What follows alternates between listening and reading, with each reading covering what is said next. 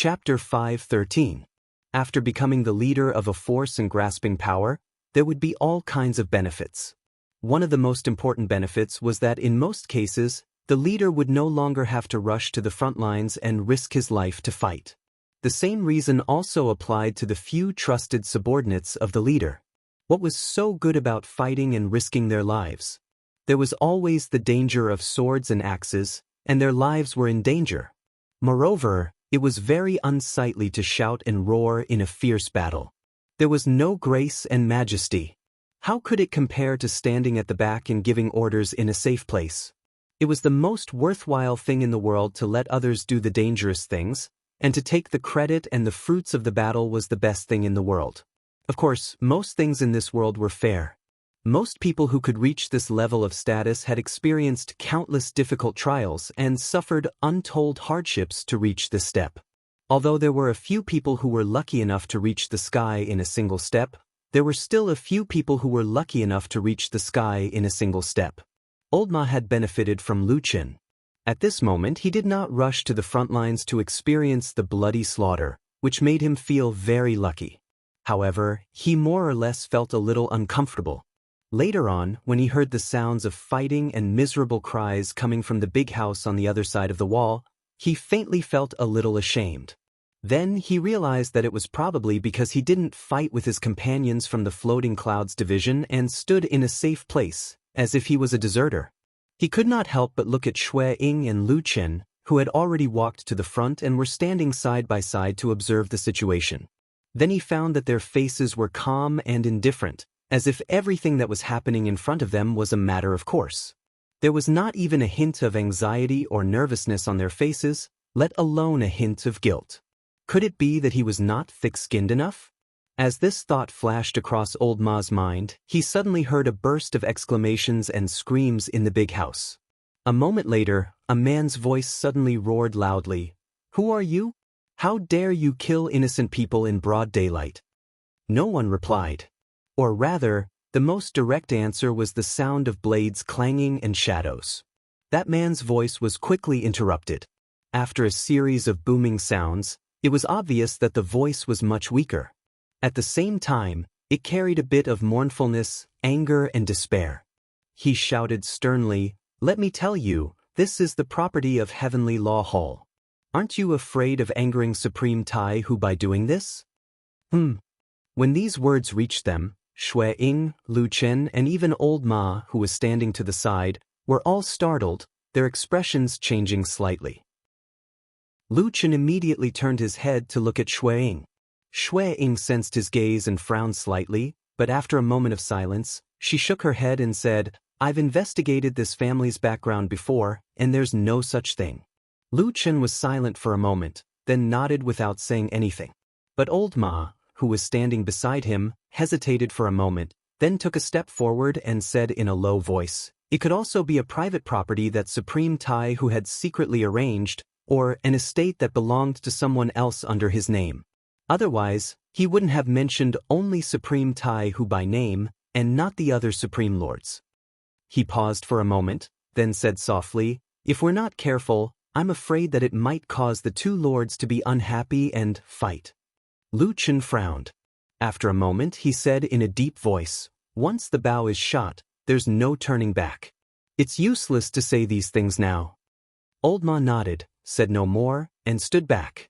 That was indeed the case. Currently, the big house was filled with the sounds of killing. Those who should be killed, many were killed, and those who should be killed, many died. How could they turn back? As for what would happen later, if Supreme Tai Hu were to be angry and punish them, they could only rely on Supreme Tianlan to bear the brunt.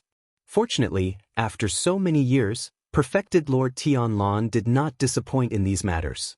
When Lu Qin, Old Ma, and the others encountered difficulties and simply and crudely threw all the possible bad results to Supreme Tianlan, the person whom they had high hopes on, of course, could also be said to be the biggest scapegoat, the damned Baldy whom Lu Qin often talked about, was standing in the underground city. In the blood-red light, he looked calm but somewhat solemn, staring at the dried-up well not far away in front of him. He had inspected almost every place in the mansion, and there was nothing out of the ordinary. Only this dry well in the wasteland of the backyard could be considered the last blind spot. If there were no suspicious points here, even Supreme Tianlan had to admit that he had probably sensed wrongly at that moment. There was no dangerous person here as he suspected.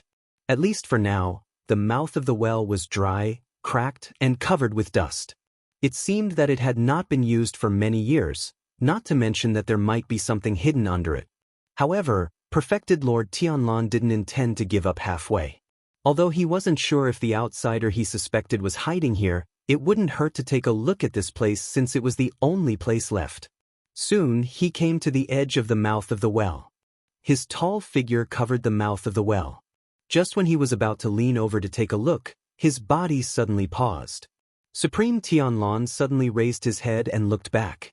An auspicious cloud flickered in the sky for a moment before dispersing. A moment later, the sound of footsteps could be heard. After a while, a silhouette appeared at the entrance of the house. The person hadn't arrived, but the sound had arrived first. "I say, what are you doing here alone?" Along with the laughter, Supreme Gu Yu of the Starry Hall appeared in his sight. He walked over with a smile, and at the same time, he clicked his tongue in admiration. He looked around the house a few times, and then said to Supreme Tianlan with a smile, "Could it be that you found some treasures buried by the demon clan? Let me tell you, if there's really such a good thing, you can't hide it from me. Everyone who sees it has a share."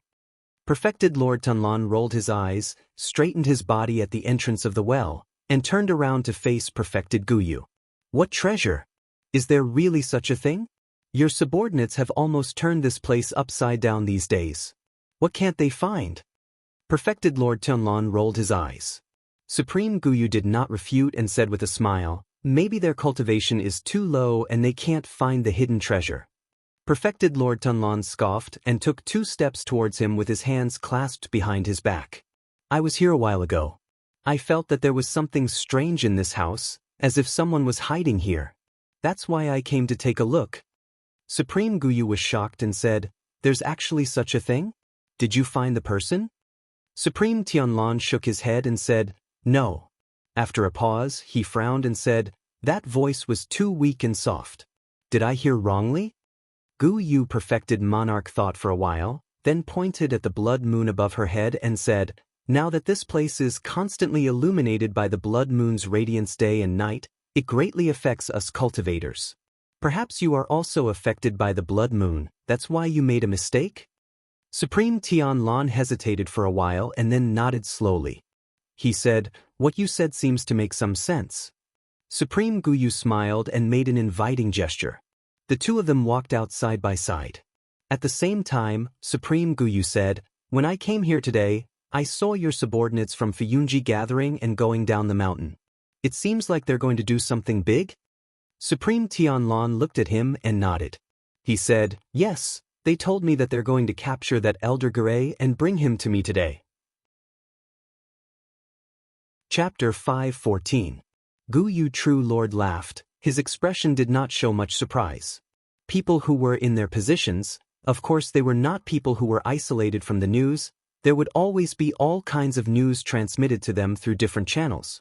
As to the degree of truth and falsehood, and how to make use of it, it was up to these bigwigs themselves to choose. So, Gu Yu True Monarch seemed to not particularly care about that extremely famous evil sect's last important leader, Elder Ghost. Speaking of this matter, although the evil sect was still notorious, intimidating, synonymous with the evil sects, the public enemy of the world's good faction, and also the #1 enemy that Xianxia had erected, but in fact, in the eyes of those bigwigs in Xianxia, the evil sect was no longer in their eyes. Even if the evil sect still tossed around a few times and made some movements, but obviously everyone looked down on the evil sect more and more, no longer changing their expressions at the mention of the tiger in the past. However, when Gu Yu True Lord and True Lord Tianlan talked about this matter, of course, they did not intend to discuss the current situation of the evil sect. At most, he only smiled and said to True Lord Tianlan, "Evil sect Elder Ghost is after all the last elder level figure. The depth of his cultivation is still unknown. Why don't you go and hold the fort for a while?" True Lord Tianlan said indifferently, That old tortoise has been lurking in the immortal city for tens of years and did not dare to show his head, cowering all day long. What future can he have? I don't believe that a true lord who has cultivated to deity transformation realm would be so cowardly. Since that's the case, this person is not to be feared. Gu Yu True Lord nodded, seemed to agree with True Lord Tianlan's words. He sighed and said, "Indeed so, thinking back to the past, although the evil sect was ferocious at its peak, but in the sect, there were indeed many outstanding geniuses. Who would have thought that today, the descendants are really so unbearable?" True Lord Tianlan disdainfully smiled and said, "Now in the evil sect, it's just incompetent people, but in the first 10 to 20 years, there were Yun Zhongyang and a few other old men who could look after it. It could be considered as barely maintaining the situation. Who do these people think they are?" Gu Yu Perfected Monarch laughed. "Speaking of this, weren't those old men still killed by you in the end? Back then, when I heard about this matter, I really sucked in a breath of cold air. The shadow you sent out was really amazing. He was so patient and tenacious, and his final strike was even more ruthless. It wouldn't be an exaggeration to say that he changed the situation with a single sword strike." When he spoke up to hear, he shook his head and sighed. "At that time, I was thinking that if there really is such a person hiding by my side and not giving himself away for 10 years, then I'm afraid I won't be able to escape this sword from the back at the critical moment. Dao techniques, divine arts, and perfected monarchs are nothing in front of such a terrifying assassin." Perfected Lord Tianlan raised his brows slightly and smiled with a calm expression. "Brother Gu Yu, you must be joking. We're people who have cultivated to the soul formation realm after all. How can we be so easily schemed against? Even if it's his trusted aide, it won't be easy for him to succeed." Perfected Lord Gu Yu laughed and then waved his hand. "Speaking of which, where did the two of us go?" Let's not talk about it anymore. All right, I actually came over to talk to you about another matter. It's related to the elder Gray that your subordinates are chasing today. However, it has nothing to do with the fiend cult. It's that mansion." Perfected Lord Tianlan was slightly surprised. "What about that mansion? Is there a problem?" Perfected Lord Gu Yu hesitated for a moment. "I've also heard some news. After thinking about it, I'll tell you about it. Today, you guys went to surround that mansion. On the surface, it's obviously unrelated people. However, in reality, the owner might be the adopted daughter of Heavenly Law Hall's Perfected Lord Tiehu, Song Wenji." Perfected Lord Tianlan was clearly startled. He didn't expect Perfected Lord Gu Yu to actually say this. And Perfected Lord Gu Yu saw Perfected Lord Tianlan's surprised expression. After a moment of silence, he also revealed a trace of a bitter smile. "You're quite surprised too, right? Not to mention you, when I first heard about this, I was also a little stunned. For so many years, old Tiehu has always thought of himself as a virtuous person. Normally, he is also very strict with others and himself. Logically speaking, even if he dotes on this adopted daughter very much, he shouldn't have given her." Perfected Lord Gu Yu thought for a moment. Could it be that Song Wenji, this girl, is spoiled and arrogant? Relying on old Tiehu's reputation and power, she took everything for herself and bought this estate? That mansion occupied a rather large area and was located in the prosperous area of the world's #1 immortal city. Its value couldn't be underestimated. An ordinary cultivator wouldn't be able to afford it. Moreover, Song Wenji herself was only a young lady in her early 20s. Then, where did this money come from? And why did she have to cover up the owner of the house? Perfected Lord Tianlan looked at Perfected Lord Gu Yu. After staring for a while, he suddenly laughed. "You're not being honest. Why don't you dare to say it directly? Must you make me say it?" Perfected Lord Gu Yu smiled. "My star hall is small and weak. How can I afford to offend those righteous gentlemen from Heavenly Law Hall?" Perfected Lord Tianlan spat. "You already know that Heavenly Law Hall is in trouble. Why do you think I dare to offend them?" Perfected Lord Gu Yu said seriously, "You're a hooligan, stronger than him." Scram. Perfected Lord Tianlan glared at the cunning Perfected Lord Gu Yu. After pondering for a moment, he said, "As you said, this mansion probably has something to do with old Tiehu. As for whether there are still evil cult demons hiding inside, it's hard to say, Perfected Lord Guyu nodded. So after thinking about it, I still have to come and tell you. The situation over there is a little delicate. You should go and keep an eye on it. Perfected Lord Tianlon was silent for a while before nodding in agreement. Then he frowned and said, if old Tiehu is really muddle-headed, I can't give in to him in front of so many subordinates. Perfected Lord Guyu shook her head. That old thing is very prideful. As long as you really catch the evil cult demons, I'm afraid he definitely won't come out. That's true. Perfected Lord Tianlon suddenly sneered. He seemed to have some disdain for the highly respected head of Heavenly Law Hall, Perfected Lord Tiehu. Then he waved his sleeve and strode towards the door. When he passed by Perfected Lord Guyu suddenly called out to him and said, "Oh right, that shadow from the Battle of the Desolate Valley, is he still under you? Can you find a chance to let me meet him?" Seeing Perfected Lord Tianlan's strange gaze, Perfected Lord Guyu smiled and said, "This kind of talent, I've been fascinated by him for a long time. I really want to meet him and see what kind of outstanding person he is." Perfected Lord Tianlon was silent for a moment. Then he shook his head and said, "He was unlucky. During the Battle of the Desolate Valley, his injuries were too heavy and he has already died." Perfected Lord Guyu was startled. Then he nodded and Perfected Lord Tianlon left. Perfected Lord Guyu looked at his back. His expression gradually turned cold. After a while, he seemed to have thought of something and sighed. He muttered to himself, "Perfected Lord Guyu isn't afraid of the Shadow's sneak attack? Then how did your senior brother die back then?" Chapter 5:15. Was there any secret collusion between the Tiehu Immortal of the Heavenly Law Hall and the Devil Cult? Most people in the world probably didn't believe it. To be honest, even Perfected Lord Tianlon himself didn't think it was possible. Although there was an old saying that one could not know a man's heart from his face, and Tianlon, who was also a deity transformation stage lord and had great influence in Xianxia, actually knew some secrets about Tiehu Immortal that outsiders did not know. But even so, Lord Tianlon did not think that the old Tiehu would be so stupid, because it was not worth it and there was no need for it. Before the rise of Lord Tianlon, Tiehu Immortal could be regarded as a leading figure in Xianxia. His fame, reputation, and strength were second to none.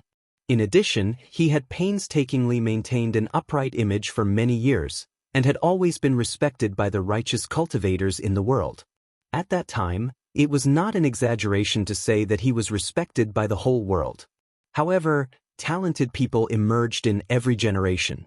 After true Lord Tianlon, who was much younger than him, entered the Union of True Immortals, he changed his image of a deity realm true lord who had been calm and steady for many years. He was determined to forge ahead, worked hard, and especially grasped the devil cult, which was a big threat to the evil sects that everyone in the world was very afraid of. He launched an unusually high-profile and fierce war and became the leader of the pro-war faction in the Union of True Immortals, which was a huge organization and quickly expanded his strength. He also established Fuyunji, recruited masters, and acted fiercely. He was unscrupulous in promoting talents to the devil cult and catered to the wishes of a large number of young cultivators. He formed a sharp contrast with the other calm and prudent old immortals in Xianxia. Because of this, his power grew rapidly, and the more he fought, the stronger he became. In the end, he suppressed the devil cult outside and subdued many halls inside, and became the new leader of the Xianxia generation in one fell swoop. Such a talented and bold man attracted the admiration and respect of many young people. However, at the same time, he also attracted the disdain and dissatisfaction of the older generation. Among them, the discord between Immortal Taihu and Immortal Tianlon was a secret known by everyone in Sky Dragon Mountain. Of course, they were all bigwigs with high status, so they had to keep up appearances. For example, when Immortal Tiehu held a ceremony to accept Lu Chen as his disciple previously, Immortal Tiehu still came. However, even though the two of them were secretly at odds with each other, and the house at the foot of the mountain was rumored to be related to Immortal Tiehu, But when true Lord Tianlan saw the house that was embroiled in a fierce battle from afar, he still did not believe that immortal Tiehu would really betray the good faction and collude with the evil cult. If the old man had such a thought, he would have discovered it long ago and used it as an excuse to put him to death. Indifferently and calmly, true Lord Tianlan thought about the various means of the other divine transformation stage true Lord. Suddenly, as if he had sensed something, he raised his head and glanced at the sky. The weather was fine today. There were clouds in the sky, but the clouds were a little thick. He stared at the thickest part of the clouds and frowned. The faces of Xue Ying and Lu Chen did not look too good. In any case, offending a divine transformation stage true lord, even if it was unintentional, was a heavy psychological burden for ordinary cultivators. For many years, the status of divine transformation stage true lords in the vast cultivation world of the divine land had long been like that of a god, high above the masses and revered by tens of thousands of people. If at this time, the old divine transformation stage true lord of Heaven's Law Hall suddenly arrived, flew into a rage, and even started a massacre, and the big backer behind Fuyunji did not arrive in time, then the situation would become very ugly and very dangerous. And the most troublesome thing was that everyone was in the Xianxia system. There were almost no powerful means to restrict this kind of big shot. The most effective way was of course to have another divine transformation stage true lord come forward to confront him. This was also the reason why, for many years, in such a huge organization like Xianxia, there were all kinds of mountain factions, but in the end, almost all of them belonged to the forces of a few divine transformation stage true lords. Therefore, at this moment, what these two people were most concerned about was whether or not there were people from the evil cult in this house. If they caught the evil cult demon, then everything could be easily solved. The evidence was right there. Even Tai, who true lord, could not say much, and instead had to spend effort to exonerate himself. It should be known that Fuyunji was not a small hall without a backer. Behind it stood the current number one person in Xianxia, Tianlan true lord. Xue Ying had already passed down the order to tighten up the encirclement. No one must be allowed to escape. Killing people could be slow. The most important thing was to quickly confirm that the people resisting here were evil cult demons. But as the battle continued, the news that came out was not very optimistic. The resistance inside the house was very tenacious, and there were many experts hidden in this inconspicuous house. But what was more troublesome was that almost all of the people inside were of unknown origins. In other words, almost none of them had any marks or items related to the evil cult. And that so-called big shot, for the time being, had not been caught. Xue Ying waited for a while, and suddenly called over a person beside her to ask a few questions. That person then quickly left and entered the house. After a while, he came back and directly walked to Xue Ying's side to reply. Xue Ying had no intention of hiding from Lu Chen, so that person did not lower his voice, so that Lu Chen and old Ma beside him could hear his words. Actually, his reply was not complicated. He only told Xue Ying that Chen He was still here, and that he was indeed with the main force, and was charging at the forefront. His attacks were ruthless and incomparably fierce, and he was even more hardworking than the people of Fuyunji. After that person finished speaking, he retreated. Xue Ying turned back to look at Lu Chen, who was expressionless. Instead, it was old Ma who smiled, and with some intention of smoothing things over, said, "That's not bad, at least it seems that Chen He is not a problem. Let's see if we can catch that elder Gue later. I don't think it will be a big problem." Xue Ying frowned and said, "Let's talk about it after we catch him." As she said this, she turned back, looking a little impatient. Obviously, the sudden appearance of this matter that might involve true monarch Tiehu made her a little anxious. In comparison, Lu Chen was much calmer. At the same time, they heard the sounds of fighting in the house becoming louder and louder. It seemed that the battle had reached its most intense point, and the outcome was about to be decided. At this moment, suddenly, behind them, on the street that had been cleared by the people of Fuyunji, and on the street where all the unrelated people had been chased away, a figure suddenly appeared. Like a ghost, the figure appeared on the long street, and then walked towards them. The three of them turned their heads to look, and then their expressions changed slightly. The person who came was a young and beautiful woman with a charming appearance. It was true monarch Tiehu's adopted daughter, Song Wenji. There were already people chasing after them, and their expressions were stern, as if they were about to attack. However, Song Wenji did not even look at the people behind her, and only walked towards Lu Chen's group. Moreover, her gaze only seemed to casually sweep over Xue Ying and Old Ma, and finally stopped on Lu Chen's face. Seeing that the Fuyunji guards chasing behind them were about to catch Song Wenji, Xue Ying suddenly frowned, and then waved her hand. The guards were startled for a moment, and then immediately obeyed and retreated. For a moment, many people on the long street looked over. They saw Song Wenji calmly walk in front of the three people. To be exact, among the three of them, she seemed to only pay attention to Lu Chen. She stood in front of Lu Chen, and then looked straight into Lu Chen's eyes. Her gaze seemed to be exceptionally clear and bright, and there wasn't any obvious hostility within it, causing Lu Chen to be unable to determine the reason for her arrival from her gaze and expression. He could only smile and say, "Miss Song, may I know why you've come here?" Song Wenji was silent for a moment, and then opened her mouth to say to Lu Chen, "This house is mine." Lu Chen coughed and said, "Then I'm sorry, we heard that there is an important figure of the devil cult hiding here, so..." Song Wenji suddenly interrupted him and said, "You can do whatever you want, I don't care. It's just that in this house, there is a place where my deceased sister's memorial tablet is placed. Wenji sincerely asks senior brother Lu, do not disturb the peace of the deceased." After saying this, her eyes drooped, and her face showed some sorrow, but she sincerely bowed to Lu Chen. Lu Chen was immediately startled. Chapter 5:16. After standing in silence for a moment, Lu Chen did not directly reply to Song Wenji. Instead, he turned back to look at Xue Ying and Old Ma. The two of them had subtle expressions on their faces. Old Ma frowned while Xue Ying shook her head slightly. She looked a little unhappy. Lu Chen pondered for a moment, then reached out to help Song Wenji up. At this moment, he was so close to her that he could feel Song Wenji's extraordinary charm and beauty. Even someone as determined as him could not help but feel his heart tremble.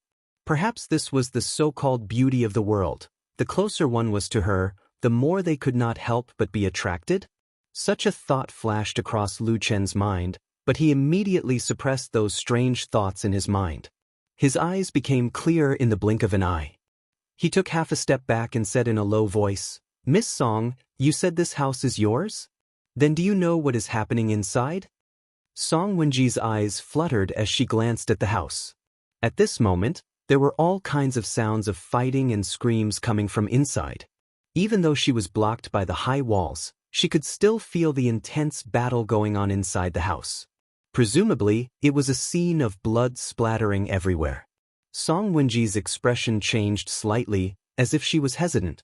But in the end, she still said to Lu Chen, "This matter can't be hidden in the end, so I might as well tell you now. As for you people from Fuyunji..." Her voice paused, as if she did not know what to say for a moment. Lu Chen sighed in his heart. After staring at this charming woman for a moment, he said, "We received a secret report saying that the remnants of the evil sect, Elder Gui and the others, may be hiding in this house." Xue Ying and Old Ma stood to the side, their gazes also fixed on this woman, waiting to see what kind of reaction she would have after hearing these words. After hearing Lu Chen's words, Song Wenji's gaze dropped, her eyes drifting. It was unknown whether she was looking at the ground in front of her or at Lu Chen's legs. However, the expression on her face did not seem to change, as if what Lu Chen had said just now had no effect on her. After a while, Song Wenji said calmly, "Senior Lu, I really do not know about this. I did ask someone to buy this house back then, but because it was a little inconvenient, I hit a corner in the middle. Of course, if you really want to investigate, these things can't be hidden from you, so I don't have anything to hide. I really have nothing to do with the evil sect. I don't usually live here. I only arranged people to clean it from time to time. If there really are evil sect people inside, then there must be something wrong with the people guarding here." After hearing these words, Xue Ying and the others frowned. Xue Ying and Chen did not have any intention to speak. However, both Xue and Lu Chen did not say anything and looked at Ying. Old Ma was a little helpless, but he could only cough and then said to Song Wenji, "Well, Miss Song, it's like this. Although you just explained it to me, this matter is of great importance, and it's really not good to just let it go."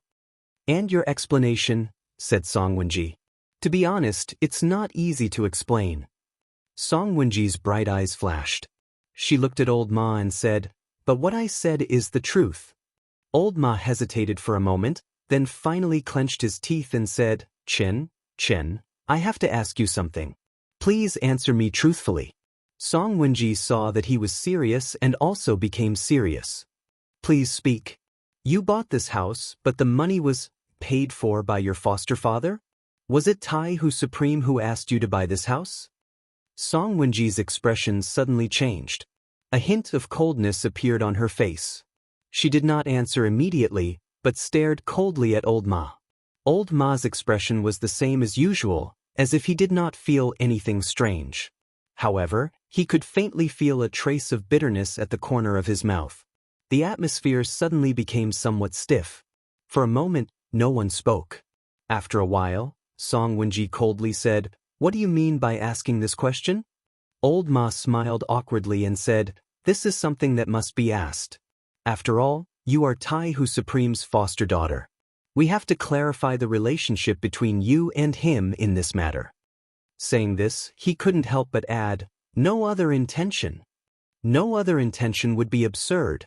The four people present all understood in their hearts that this question was so obvious. The meaning was obvious without asking. However, even though Song Wenji looked incomparably angry, she did not have the intention to act impulsively. She only silently stood there, coldly watching.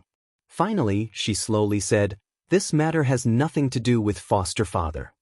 Probably this answer was exactly the same as what everyone had guessed she would say. That was why no one revealed any strange expressions.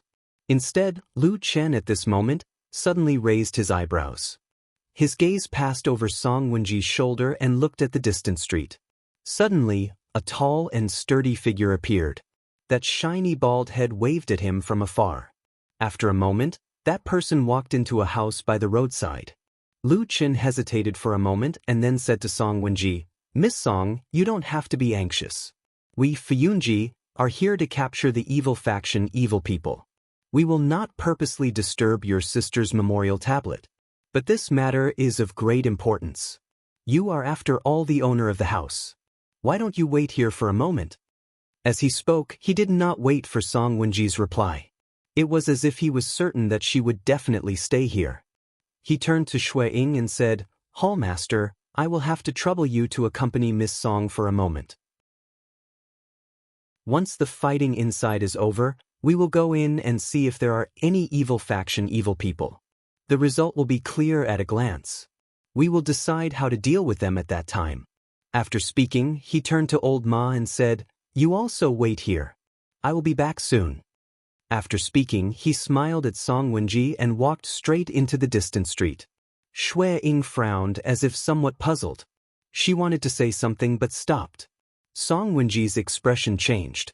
The three of them watched as Lu Chen walked into the distance. Then, for no reason, he turned a corner and walked directly into a house by the side of the street. Old Ma was startled and said, "What is he doing there?" Shui Ying and Song Wenji did not speak. After a moment, the two women looked at each other and then turned to look at the house together, listening to the sounds of fighting that had already begun to die down. In the distance, Lu Chen pushed open the unlatched door and walked in. He closed the door behind him. The light in the house was somewhat dim. However, two figures could be seen standing in the house. One of them on the left was tall and burly with a shiny skull. Lu Chen glanced at him, then walked forward and bowed, saying, "Master." This person was naturally perfected Lord Tianlan. He smiled and nodded slightly as a form of greeting. Then, Lu Chen turned to look at the other side. He saw the old man with white hair and beard standing there calmly. He hesitated for a moment and looked at true Lord Tianlan again. Seeing that there was no strange expression on this damn bald man's face, Lu Chen secretly cursed in his heart. Then, with a respectful smile on his face, he went forward and bowed to the old man, saying, "Disciple Lu Chen pays respect to true Lord Tiehu." Chapter 517. The sounds of fighting in the house finally calmed down. Although there were still a few screams and curses from time to time, they quickly stopped. It was unknown whether they were knocked unconscious or killed by blades and blood. On the long street outside the gate, the three people without Lu Qin became very quiet. No one spoke and the atmosphere was very stiff. However, after hearing the sounds gradually disappear, Xue Ying finally snorted and said, "Let's go in." After saying that, she was about to walk into the house. At this moment, Old Ma suddenly coughed and said, "Lu Qin has returned." Xue Ying and Song Wenji's footsteps paused and looked back. They saw that Lu Qin was indeed walking over from the distance. His figure was calm and his expression was calm. There seemed to be nothing strange about him. However, his eyes seemed to be faintly flickering, seemingly revealing some subtlety and strangeness. Xue Ying frowned and was about to speak when she suddenly sensed something. She glanced to the side from the corner of her eyes and saw that although Song Wenji's expression was the same as usual, there seemed to be a faint feeling of relief. Xue Ying's expression changed and suddenly became somewhat cold. After a while, Lu Qin walked in front of them and swept his gaze across their faces. In the end, his gaze lingered on Song Wenji's charming and moving face for a little longer. He then said calmly, "This house was bought 2 years ago, right? The person who bought it was called Lu Hu." Song Wenji saw that Lu Qin seemed to be unable to say that name and hurriedly answered. Lu Qin glanced at her and smiled bitterly. He nodded and said, "Yes, he's called Lu Hu, right? This person colluded with the devil cult and his crime is unforgivable. He should have been caught in this house by now. Let's go in and take a look. When the time comes, we definitely can't let this person go." When these words were spoken, the expressions on the faces of the people present immediately changed, each with their own interesting expressions. Song Wenji let out a long sigh and smiled sweetly, as beautiful as a spring flower. Old Ma was dumbstruck, his face full of astonishment, and he looked as if he could not believe his own ears, while Xue Ying's reaction was the biggest. She was first surprised, then angry.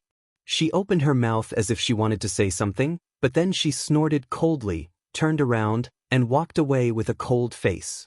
Lu Qin hurriedly took a few steps forward and rushed to Xue Ying's side.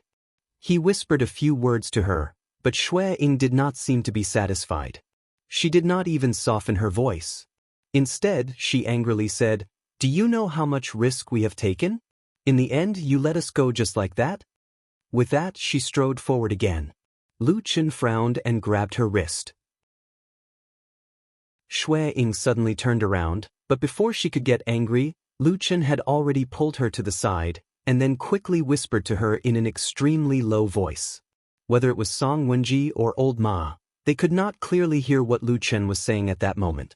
However, they could all see that the expression on Xue Ying's face was constantly changing, from anger and excitement at the beginning to loss and loss at the end.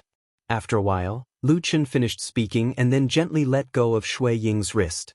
With a slightly apologetic tone, he said, "In a moment of desperation, I have offended Hall Leader Xue. I am sorry." Xue Ying rubbed her wrist, but she did not seem to mind. She only closed her eyes slightly and revealed a bitter smile on her face. Then, she said in a low voice, "We have fought so hard up front. Inside," she pointed in the direction of the large house to Lu Qin, and then said softly, "We do not know how many brothers in that house have been injured and lost their lives.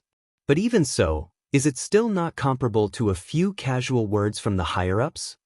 Lu Qin was silent for a while, a sharp light flashing in the depths of his eyes. Then, he said calmly, "Hall Leader Xue, you have been in this position for much longer than I have, and have seen far more of the world than I have. I believe this is not the first time you have seen something like this." He smiled and said, "Why make things difficult for me? I am only a small lackey to pass on the message." Xue Ying glanced at him. Her eyes seemed to have a profound meaning, but after a while, all the expressions on her face disappeared. The anger, excitement, loss, bitterness, and unwillingness seemed to have suddenly disappeared. In the blink of an eye, she seemed to have become that high and mighty woman who held great power. She nodded at Lu Qin and said, "I will naturally listen to the Lord True Monarch's orders." After saying this, she walked into the house that had already quietened down, but the smell of blood had begun to waft out. Lu Chen stood in the same place for a while, when he heard footsteps behind him. He turned around and saw Old Ma and Song Wenji standing behind him. Lu Chen nodded at Old Ma and said, "Let's also go in and take a look." Old Ma agreed, and the two of them walked towards the house. However, they had only taken 2 steps when Lu Chen suddenly stopped and looked back with some confusion. He saw that Song Wenji was actually still behind him. "Why are you still following us?" Lu Chen said to her, "Did I say it very clearly just now? Us catching Lu who has nothing to do with you." Song Wenji nodded and said softly, "Yes, I understand. Thank you, Senior Brother Lu. Wenji is very grateful." Lu Chen sighed and said, "You don't need to thank me, I can't accept it. What I mean is, since you have nothing to do here, you don't need to go in. Otherwise, if other people saw you, wouldn't it be troublesome?" Song Wenji hesitated for a moment and said, "I understand that Senior Brother Lu is good to me. In fact, I have no intention of deliberately making things difficult for you. I just want to go in and take back my sister's memorial tablet and ashes. I don't want her to be disturbed after her death." She looked deeply at Lu Chen, and with a pleading expression, she bowed and said, "Wenji knows that this is an inappropriate request. I only hope that Senior Brother Lu can help me. After all, my sister used to be my only relative. She raised me with her own hands. I owe her a favor that I can't repay in this lifetime." Lu Chen was speechless for a moment. He looked back at Old Ma, but unexpectedly, Old Ma turned his head away and looked elsewhere as if nothing had happened. It was clear that he didn't want to get involved in this matter. Lu Chen smiled bitterly and looked at Song Wenji again. He saw that this woman was looking at him with an earnest face. Her eyes were as clear as a child's, and seemed to be shining with the light of desire and expectation. Was that the remnant light of her initial innocence? Was that the last bit of warmth in her memory? For some reason, Lu Chen couldn't bring himself to say the words that he should have refused. It was probably because he was thinking of the woman from many, many years ago, when his heart was still as hard as stone, and the woman whose face was already blurred in his memory. Finally, he nodded and said softly, "All right, you come with me. After you find your sister's things, take them and leave quickly. Otherwise, if there are any accidents, I'm afraid you will also be in trouble." Song Wenji suddenly smiled. She looked very happy, gratified, and happy. Her smile seemed to be as innocent as Lu Chen's, and there was no other meaning in his words. Chapter 5:18. Walking through the gate, they could feel the smell of blood thickening. There were no signs of a fierce fight in the front yard, but the further they walked, all kinds of bloodstains, collapsed doors and windows, broken stones, and even some bloodied corpses began to appear in their line of sight. It was obvious that this group of elites sent by Fuyunji did not have the slightest hesitation or mercy after receiving the order. Shuang was already walking in front, while Lu Chen and Old Ma walked behind with Song Wenji. In the middle, Lu Chen glanced at Song Wenji's expression from the corner of his eye, but found that this young and charming woman's expression was the same as usual, as if she was not affected by the surrounding scene at all. Perhaps because they had been together for more than 10 years, they had developed a tacit understanding. At this time, Old Ma turned to Song Wenji and said with a smile, "Miss Song, do you know these dead people next to you?" Song Wenji's expression did not change, and she did not hesitate to think. Very calmly she said, "I don't know. When I was introduced to Lu Hu, I felt that he could do things, so I let him take care of this place. I don't know anyone here, they were all recruited by Lu Hu. The only connection I have with this place is that my sister's memorial tablet is still here." Old Ma and Lu Chen looked at each other, nodded, and did not say anything. In fact, there was nothing to say. She had already pushed the blame so cleanly in one breath, what else could they pursue? If it was a normal day, they would naturally have many ways to pursue the matter, but at this moment, this beautiful woman had an even bigger backer behind her, so whatever she said, it was up to her.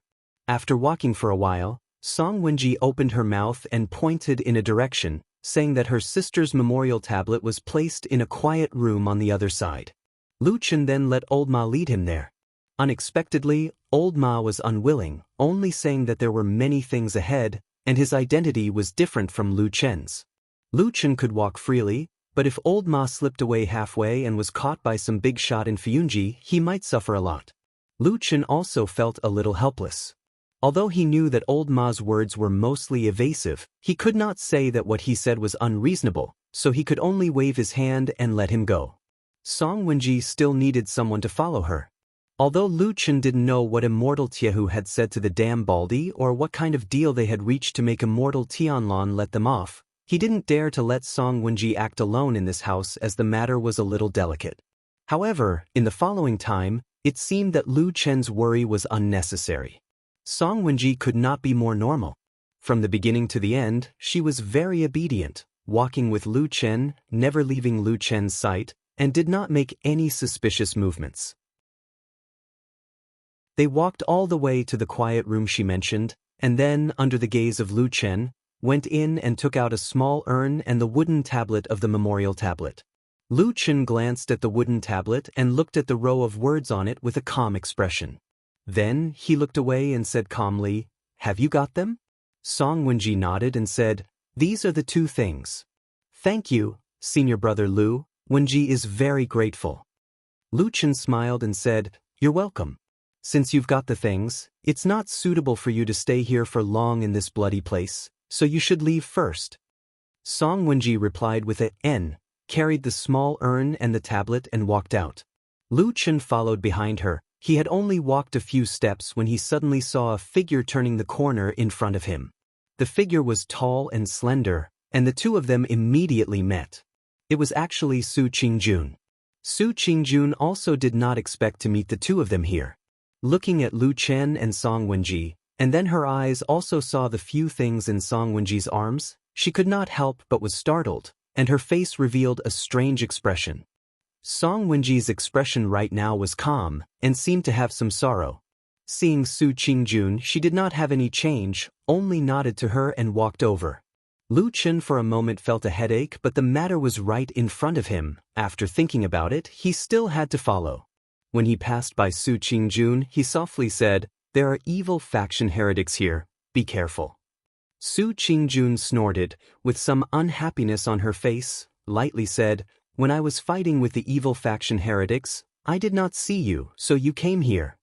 Lu Chen smiled bitterly, wanted to explain, but in the end he shook his head and walked over, and just like that, sent Song Wenji out of the house.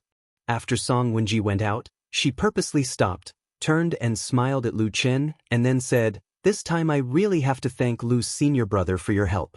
Lu Chen said, "Don't mention it, our relationship as elders is there, it is what I should do." "Relationship?" Song Wenji muttered, suddenly laughed, but she quickly calmed down, bowed to Lu Chen and turned to leave.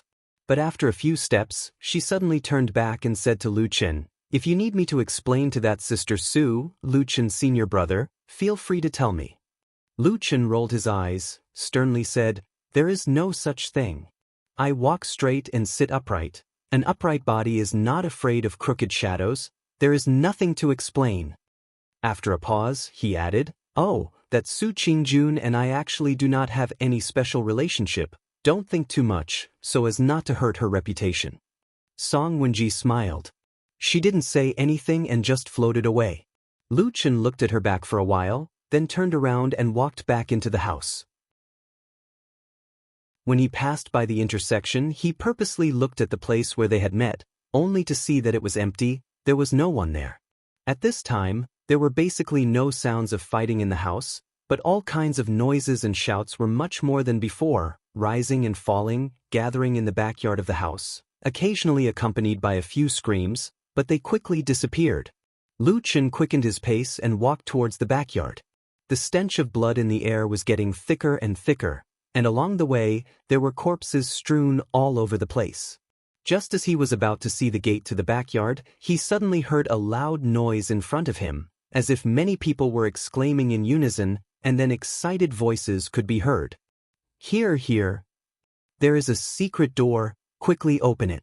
No hurry, be careful of the traps, surround the surroundings first. Where is the trap master? Quickly come and take a look, hurry, hurry. It's open, it's open. Ha, Suddenly, a scream came from that direction. The voice was mournful, followed by a loud shout. "Be careful, there is someone inside. Someone is hiding inside. Is it a big fish? It is not a big fish, maybe it is a big turtle." Finally, someone suddenly said, and the backyard suddenly became silent. After a moment, suddenly there was a burst of laughter, with endless joy, gratification, and excitement. Chapter 5:19. Even though they were far away, the cheers from the mansion could be faintly heard from the end of the long street. Ordinary people could not hear it clearly, but for divine transformation stage perfected cultivators, as long as they paid attention, they would naturally know what was going on. In the dim room, perfected Lord Tianlan and perfected Lord Tiehu had already sat down. When there were no outsiders present, the two of them seemed to be much more casual. They did not really care whether they were sitting on an ordinary wooden chair or a throne or a lotus seat in one of the lofty palaces on Sky Dragon Mountain. However, the room was still very quiet. Neither of them spoke, and it was precisely because of this that the burst of cheers sounded a little clearer. After a while, perfected Lord Tiehu suddenly broke the silence and said, "Do you think that the person we caught is Elder Ghost?" Perfected Lord Tianlan thought for a while, then shook his head and said, "Probably not. If that guy was caught so easily, he wouldn't have been able to hide from us for decades in the Immortal City." Perfected Lord Tiehu nodded slowly, seemingly agreeing with perfected Lord Tianlan's words. After a while, there was a sudden sound of footsteps outside the room. The two important figures in the room did not seem to have any reaction. After a while, the footsteps stopped outside the door, and then someone knocked lightly on the unlatched door 3 times. "Come in," perfected Lord Tiehu said. The wooden door was pushed open with a creak, and Song Wenji walked in. She first called perfected Lord Tiehu Godfather, then turned her head and looked at perfected Lord Tianlan. Even though he was just sitting, perfected Lord Tianlan's tall and sturdy figure was still very astonishing. At first glance, he seemed to be slightly taller than the petite Song Wenji. At the same time, this bald perfected lord had an extremely imposing manner. He was not angry, but his eyes were as deep as the sea, and seemed to contain wind and thunder. He really was like a god. Song Wenji did not know if she was intimidated by the imposing manner of the number 1 person in Xianxia, but there was a strange expression on her face. She seemed to be afraid, but at the same time, she seemed to be worshipping and admiring him. Perhaps this was the common emotion that every ordinary person had when facing the gods and Buddhas. Even the practitioners with cultivation were no exception. She respectfully bowed to perfected Lord Tianlan and said softly, "Disciple Wenji pays respect to perfected Lord Tianlan." Perfected Lord Tianlan's expression was calm. His gaze lingered on the charming woman for a moment before he nodded. "Get up." Song Wenji stood up and silently walked to the side of Supreme Tiehu. She stood a step behind him. After a while, she could not help but lift her eyes and look at Supreme Tianlan, who was not far away. When Song Wenji walked in, she was still holding her deceased sister's ashes and memorial tablet. However, both Supreme Tiehu and Supreme Tianlan did not care about this. Only Supreme Tiehu asked her lightly, "How is it in the house? Did anyone make things difficult for you?" Song Wenji replied, "Many people died. They are trying to catch the demons of the devil sect. Senior brother Lu Chen treated me very well. He followed Lord True Monarch Tianlan's instructions and protected me. He even agreed to some of my unreasonable requests and even personally escorted me out." True Monarch Tiehu nodded and glanced at True Monarch Tianlan. True Monarch Tianlan smiled and said, "I was right, right? That kid is reliable." Supreme Tiehu snorted and said, "He is very good. But I thought you would tell Shuang. I didn't expect you to only look for your own disciple. Are you really going to train a successor?" Standing beside Supreme Tiehu, Song Wenji lowered her gaze. But after hearing this, a ray of light flashed across her eyes and she quickly calmed down. Supreme Tianlan smiled and said, "If I don't train him, why would I take him in as a disciple? As for you, old Tiehu, although you have taken in quite a few disciples these years, I know you are not particularly satisfied with them. Now that you're old, Could it be that you want to pass on your legacy to your goddaughter? Steel Pot True Lord sneered, rolled his eyes and said, "You talk too much. How I decide on this matter has nothing to do with you." Supreme Tianlan laughed and pointed at Song Wenji. "Let's not talk about other things. This little girl's aptitude is top-notch. She looks good. How about this? If you don't want to marry her, I will ask for your hand in marriage and betroth her to my disciple, Lu Chen. How about that?" Once these words were spoken, the room immediately became silent. Both Tai Hu deity and Song Wenji revealed a stunned expression. The only difference was, Tai Hu deity looked surprised with some anger, while Song Wenji, with a perfect amount of shyness, in the deepest part of her eyes, a trace of sadness gently flashed past. After a while, Supreme Tiehu snorted and waved his hand to reprimand, "Don't give me that. Don't think that you can push your luck just because you have the upper hand today. Let me tell you, Wenji is my most beloved daughter. She's a priceless treasure to me. Even if you give me the most precious treasure in the world, I won't do it, not to mention giving her back to your disciple as his wife. You'd better give up on this idea." Supreme Tianlan shook his head and smiled. He turned to look at Song Wenji and said, "You are really stingy. You talk big, but why don't you listen to what the little girl is thinking? What if she likes my disciple?" As he said this, he drew a big circle in front of him and said with a smile, "Little girl, let me tell you, in the future, all my properties may be passed on to Lu Chen. If you marry him, you won't have to worry about anything for the rest of your life. How about it? Are you willing?" Supreme Tiehu looked a little annoyed, but he seemed to have thought of something. He turned his head and looked at Song Wenji suspiciously, saying, "Wenji, what are you thinking?" Song Wenji bit her lips and knelt down in front of Supreme Tiehu. She said, "Godfather, you have done so much for me. Without you, there would be no Wenji. Wenji has no request. I only wish to serve Godfather for the rest of my life. I only hope that Godfather will take pity on me and not drive me away. Otherwise, I can only be a lonely soul with no one to rely on." At the end of her words, her shoulders trembled and her body trembled. She seemed to be crying as if she was very sad. Supreme Tiehu was shocked. He quickly stood up and helped Song Wenji up. Her face was full of tears, like a pear blossom in the rain. True Monarch Tai, whose face revealed a pained expression as he said, "Why did you do this? Why did you do this? My dear daughter, don't cry. I have no such intention, no such intention." As he said that, he turned around and glared at perfected Lord Tianlan, saying angrily, "You're a perfected lord after all. How dare you spout such frivolous words to scare my obedient daughter?" True Lord Tianlan stared deeply at True Lord Tiehu, only to see him hurriedly comforting the crying Song Wenji. His expression was anxious, and he did not have the bearing of a spirit-severing true lord at all. Supreme Tianlan was amused. He let out a sigh of relief and apologized with a smile. He then stood up and walked out of the house, leaving the godfather and goddaughter alone. True Lord Tianlan looked at the sky as he stood on the long street. Then, he looked at the bustling house in the distance and the sounds of fierce fighting that once again rang out. He also heard the comforting words coming from the house behind him. A deep smile appeared on his face. With his hands behind his back, he looked up at the sky. At that moment, he felt that all the living beings in the world were probably just mediocre people. With a flip of the palm, the clouds and rain were overturned. There were few difficult things in the world. Chapter 520. Lu Chen saw the secret door. It was in the back garden of the mansion, under a rockery. It seemed to have blended in with the surrounding rocks and plants. It was almost flawless, and ordinary people would not be able to discover it at all. But it was a pity that the group of people who surrounded this place today were not ordinary people.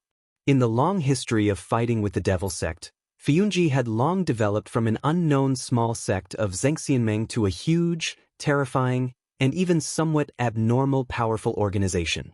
In the Fuyun division, apart from the most famous cultivator assassins and the ever-present and mysterious shadow, there were also all kinds of talents, including astronomy, geography, metaphysics, mechanisms, geomancy, and so on. They had everything you could think of. On such an important day, and also in the immortal city where the headquarters of Xianxia and Fiyunji were located, there was no lack of talents.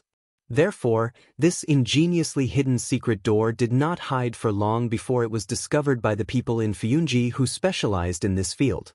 At this moment, the fighting in other places in the house had basically stopped. Although the situation was tragic, blood splattered everywhere, corpses were everywhere, but the winner was undoubtedly Fiyunji. In the immortal city, if there was an open battle, the forces that wanted to fight against Zhengxianmeng and Fiyunji was tantamount to a fool's dream, seeking their own death. As a result, the people of the Floating Clouds Agency had already filled up this back garden. At a glance, one could see a dense crowd of cultivators. Countless of them held blood-stained weapons, and their bodies were covered in blood. Their expressions were either solemn, excited, or ferocious. They all had blood-stained smiles on their faces as they surrounded the secret door. The so-called unable to escape even if given wings was probably like this. The entrance of the secret room was very narrow. This was also a common characteristic of most secret rooms in the world, although there were many people in Fiyunji, but due to the terrain, they could not swarm in. Probably because of this, until now, the people in the secret room were still stubbornly resisting. Fiyunji's men rushed in a few times, but the resistance from the people inside was unusually fierce. They managed to repel them several times. Even though they knew that the outside was already surrounded, the people inside didn't seem to have any intention of surrendering. Perhaps they felt that even if they surrendered, there wouldn't be a better result? Although this made the people of Fiyunji a little angry, a few of the leaders revealed a trace of joy in their eyes. It seemed that they had indeed blocked a big fish this time. After fighting for a while longer, Fiyunji's attacks were repelled twice, and some of their players were injured.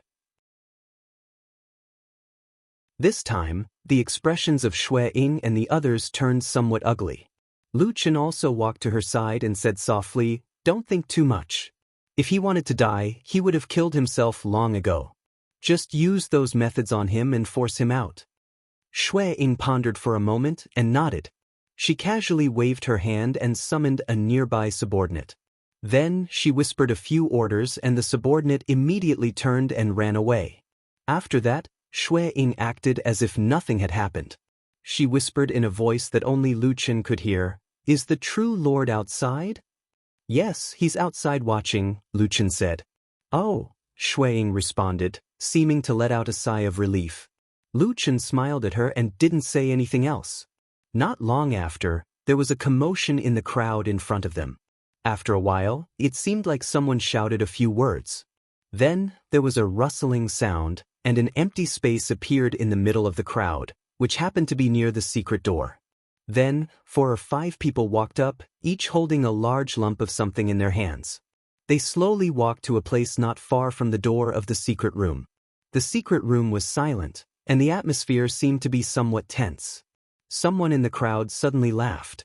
Then, as if it was contagious, this hearty and mocking laughter suddenly rang out everywhere, vaguely carrying a hint of tyranny. After a while, among the people at the door of the secret room, one of them acted first.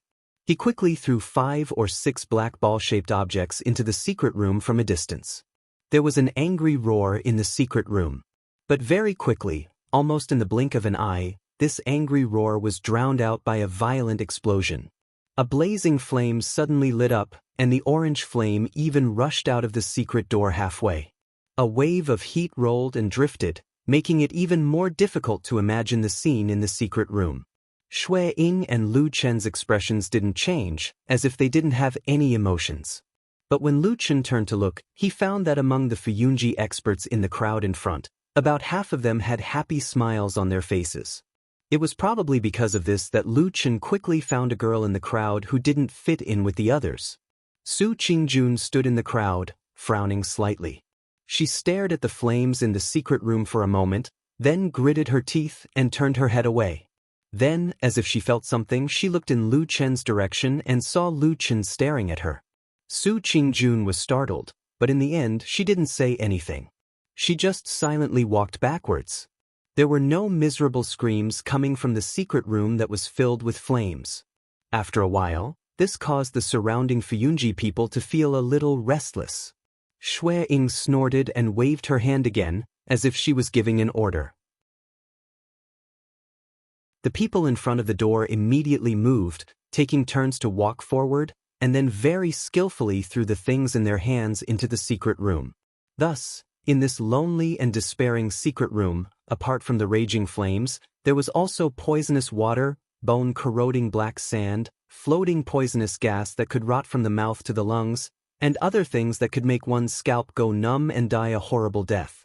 Seeing this, even the gratified and happy laughter in the surroundings slowly quieted down. Everyone stared at the secret door that no one had rushed out of until now, their faces gradually showing expressions of disbelief. "That's right, do you keep a dog?" Behind the crowd, Lu Chen suddenly asked Shui Ying this somewhat incomprehensible question. Shui Ying was startled for a moment, and looked at Lu Chen with some surprise, then said, "No, why?" Lu Chen said, "It's nothing, I just wanted to tell you that Sir Iron Pot True Monarch is magnanimous. After I personally asked him, he agreed to take back the dog prohibition order." Shui Ying was a little speechless, and didn't know what to say for a moment. What did this dog prohibition order have to do with today's matter? Right at this moment, an angry roar suddenly came from the deathly silent secret chamber. A moment later, the stone walls around the secret chamber's entrance instantly exploded, shooting out witchcraft gravel and exploding in all directions. In the midst of the chaos, a black silhouette mixed in the gravel shot up into the sky, but it was escaping towards the sky. Lu Chen and Shui Ying raised their heads and glanced at the sky, but their bodies didn't move at all. The sky was clear and bright. But in the next moment, the sky suddenly darkened. It was as if a hand had suddenly covered the sky, and there was no peace. Chapter 521. Covering the sky with one hand. A palm really fell from the sky. It was unimaginably huge, covering the sky and the sun. It was as if at that moment, not only the back garden, but the entire house, the long street outside, and even the nearby large area of the immortal city had suddenly darkened. It was like the wrath of the gods in heaven, with a ruthless and unparalleled power, descending from the sky and suppressing everything. The black shadow that soared into the sky from the back garden suddenly lost all escape routes, and was faced with endless darkness. And on the ground, all the Fuyunji experts who had reacted at the first moment and were ready to fly up and intercept the escaping black shadow, at this moment, one by one, stopped in their tracks and looked up at the sky with awe. That tall and burly figure that was like a god, unknowingly, was already standing in the sky, at the peak of the clouds, looking down at the world, high and mighty. The black shadow that originally soared into the sky with a trace of desperation and madness, fell into a predicament where there was no way forward or retreat. There was no way up to the sky and no way down to the ground. In the last moment of despair, he let out a long roar, and used all his strength to collide with the giant palm that was descending from the sky. The wind and clouds suddenly became urgent, the wind whistled from all directions, and the dark clouds in the sky rolled. Suddenly, there was a sound of thunder, and a bolt of lightning that tore the sky apart appeared between the fingers of the giant palm. Like a long white snake, it slithered on the giant palm, and then revealed a ferocious and disdainful grin at the black shadow that was rushing towards it. In an instant, the light of the lightning flourished, and the heaven and earth were silent. The giant palm came crashing down, bringing with it rolling wind and thunder, and slapped on the black shadow that soared into the sky. There was only a roar, and there seemed to be a wave of air that instantly burst forth in midair, and immediately rushed towards the surroundings like a huge wave. The giant palm lifted slightly, and paused in midair for a moment. And under the shadow of the giant palm, the black shadow, as if it had suffered a heavy blow, its entire body flew backwards, like a falling stone, flying diagonally faster and faster. In a short moment, it heavily smashed onto the ground, making a loud sound, and then there was a burst of rustling sounds. The black shadow couldn't control its momentum at all. It tumbled on the ground, smashing through 3 or 4 houses and even leaving a deep mark on the ground. If it was an ordinary person, they would have been smashed into smithereens. However, reality was not like that. But under such a terrifyingly powerful palm, no matter how high the black figure's cultivation was, he was instantly defeated. He fell in the ruins and never got up again. The experts of the Floating Clouds Agency, who were originally in the back garden, rushed over. In just a few moments, they had surrounded the black figure. All kinds of dazzling techniques were used, and in an instant, the black figure was suppressed to the point where he couldn't move at all. With that, the outcome was set. The final thief was finally caught. The members of the Floating Clouds Agency all revealed excited smiles. Even more people raised their heads to look at the sky. When they looked at the godlike figure high up in the sky, their faces revealed expressions of reverence. And the bald, burly man above the clouds, at this moment, his expression was calm. He only indifferently glanced at the chaotic situation on the ground, then slowly raised his eyes and looked towards the distant horizon. He frowned slightly as if thinking about something. On the ground, Shui Ying and Lu Chen, who stood behind the crowd, didn't rush up to surround and interrogate the black figure like the others. Instead, they stood there without moving, their expressions a little strange. After a moment, they seemed to look at each other at the same time, but didn't speak. They just stood there silently. Lu Chen also frowned slightly. This black figure's cultivation was profound and his strength was valiant. He was a strong enemy that was difficult to deal with.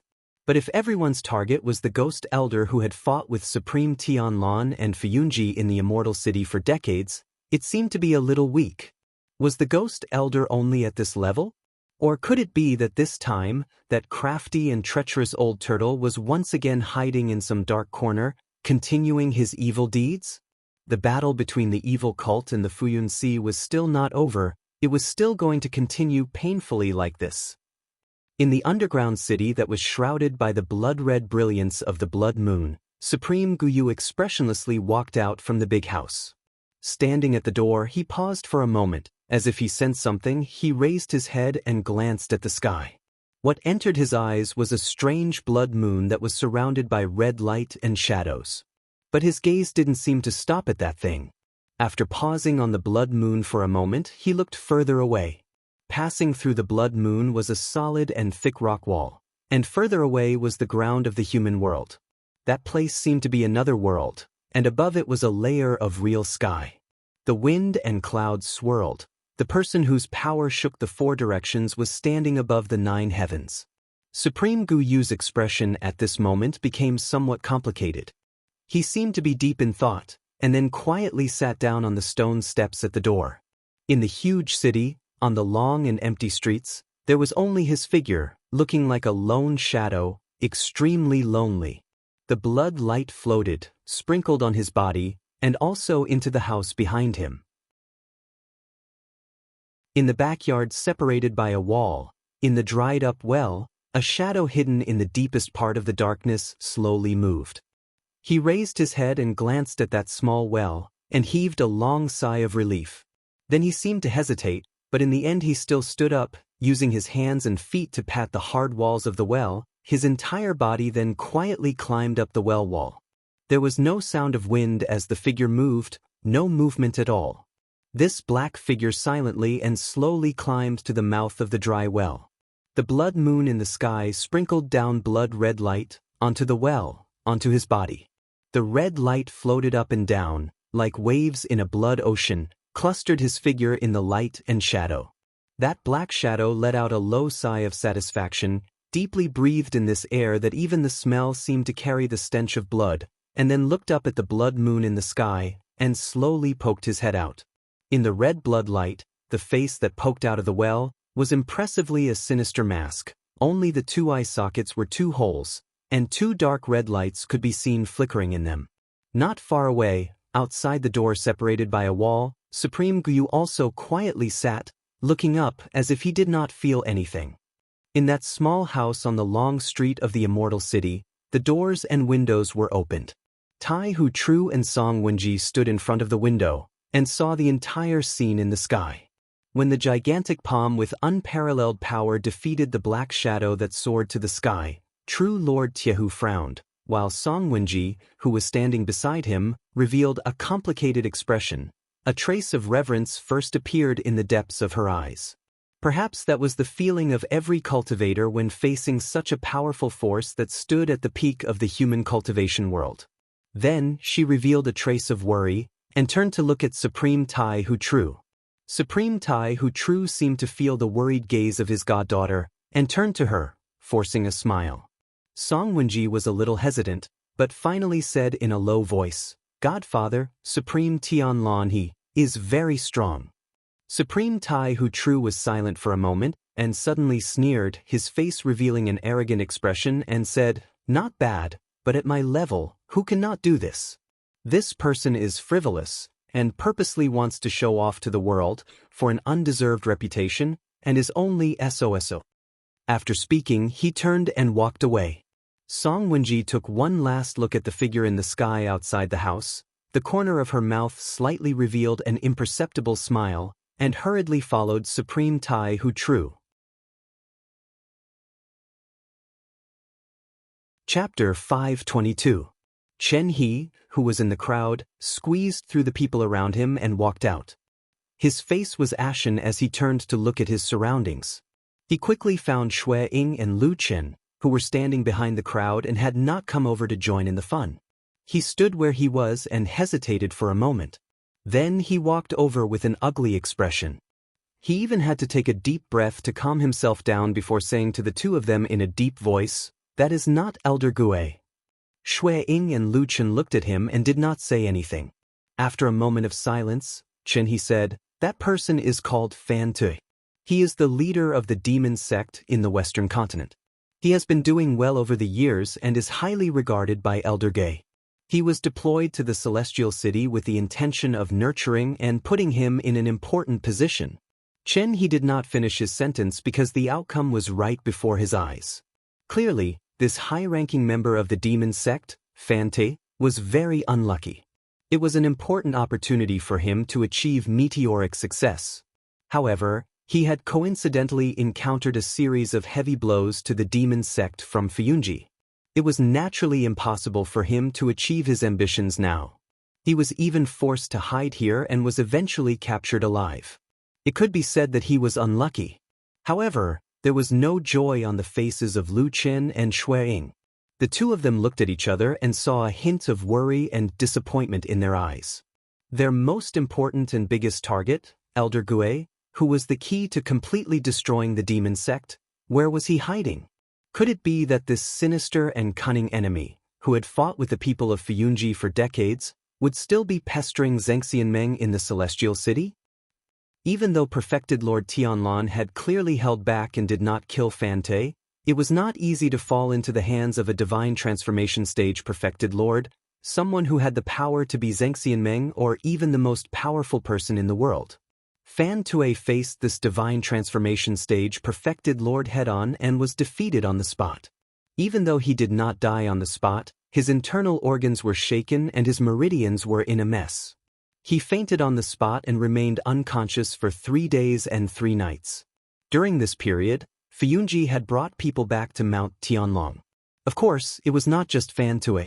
There were also other demons from the demon sect that were captured in the house. Harboring evildoers of the devil cult was a serious crime. Of course, the owner of the house had to be held accountable, because it was very likely that the owner of the house was inextricably linked to the devil cult. He might even be a member of the devil cult. Due to various reasons, the original owner of the house disappeared from sight, and all the blame was placed on a man named Lu Hu. Everyone soon discovered that this man had died in that fierce battle in a corner of the house. Then, everything was perfect. The only and had not, had, and had, the demon sect and had, and had, and had, and had,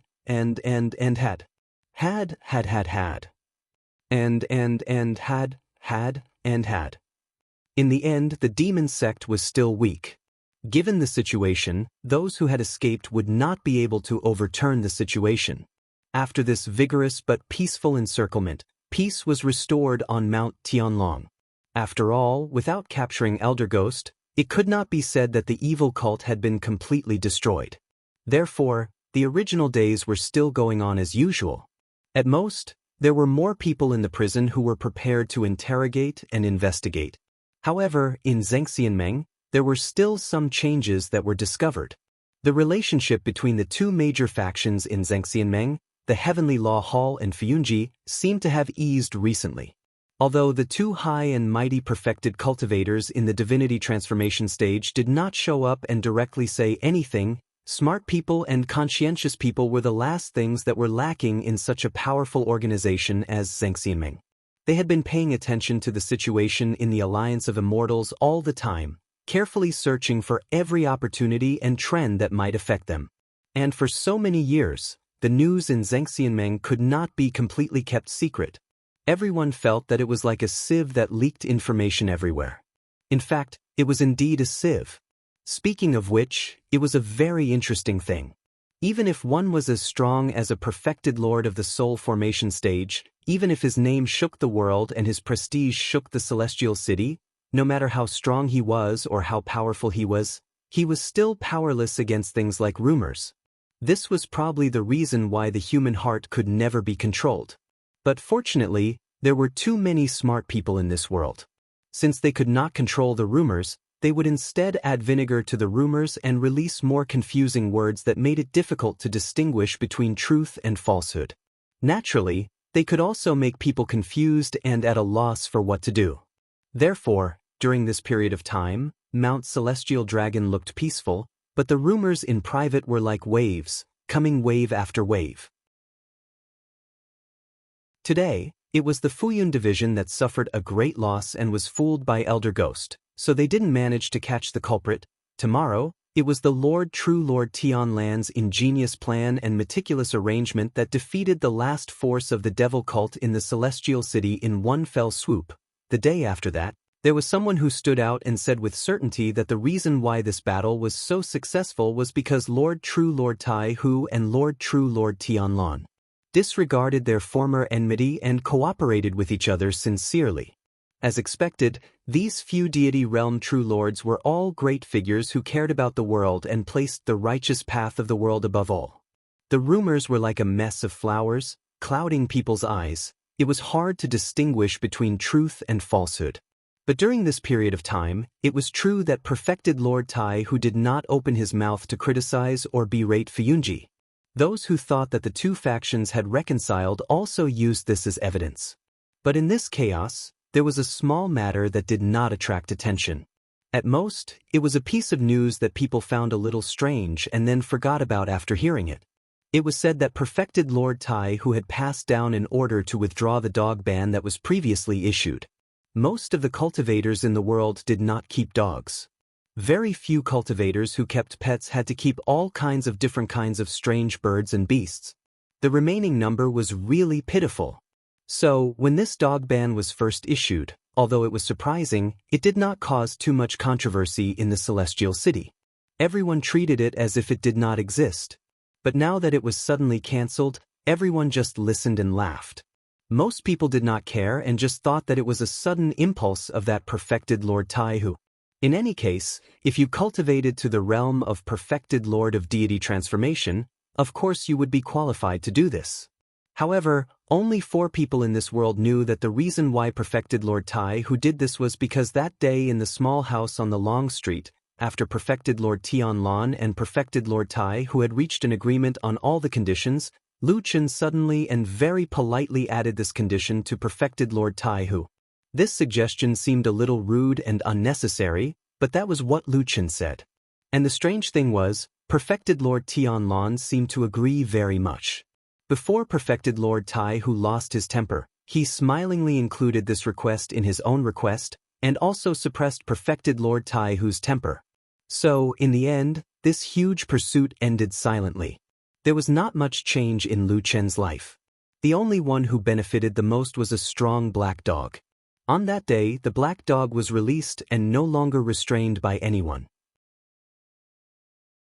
It stood in front of the Kunlun temple with a proud and ecstatic expression, barking wildly outside for the whole morning. It was said that the entire Sky Dragon Mountain could hear the dog's barking. Later, the black dog was kicked out of the Kunlun temple by perfected Lord Tianlan and was not allowed to enter again.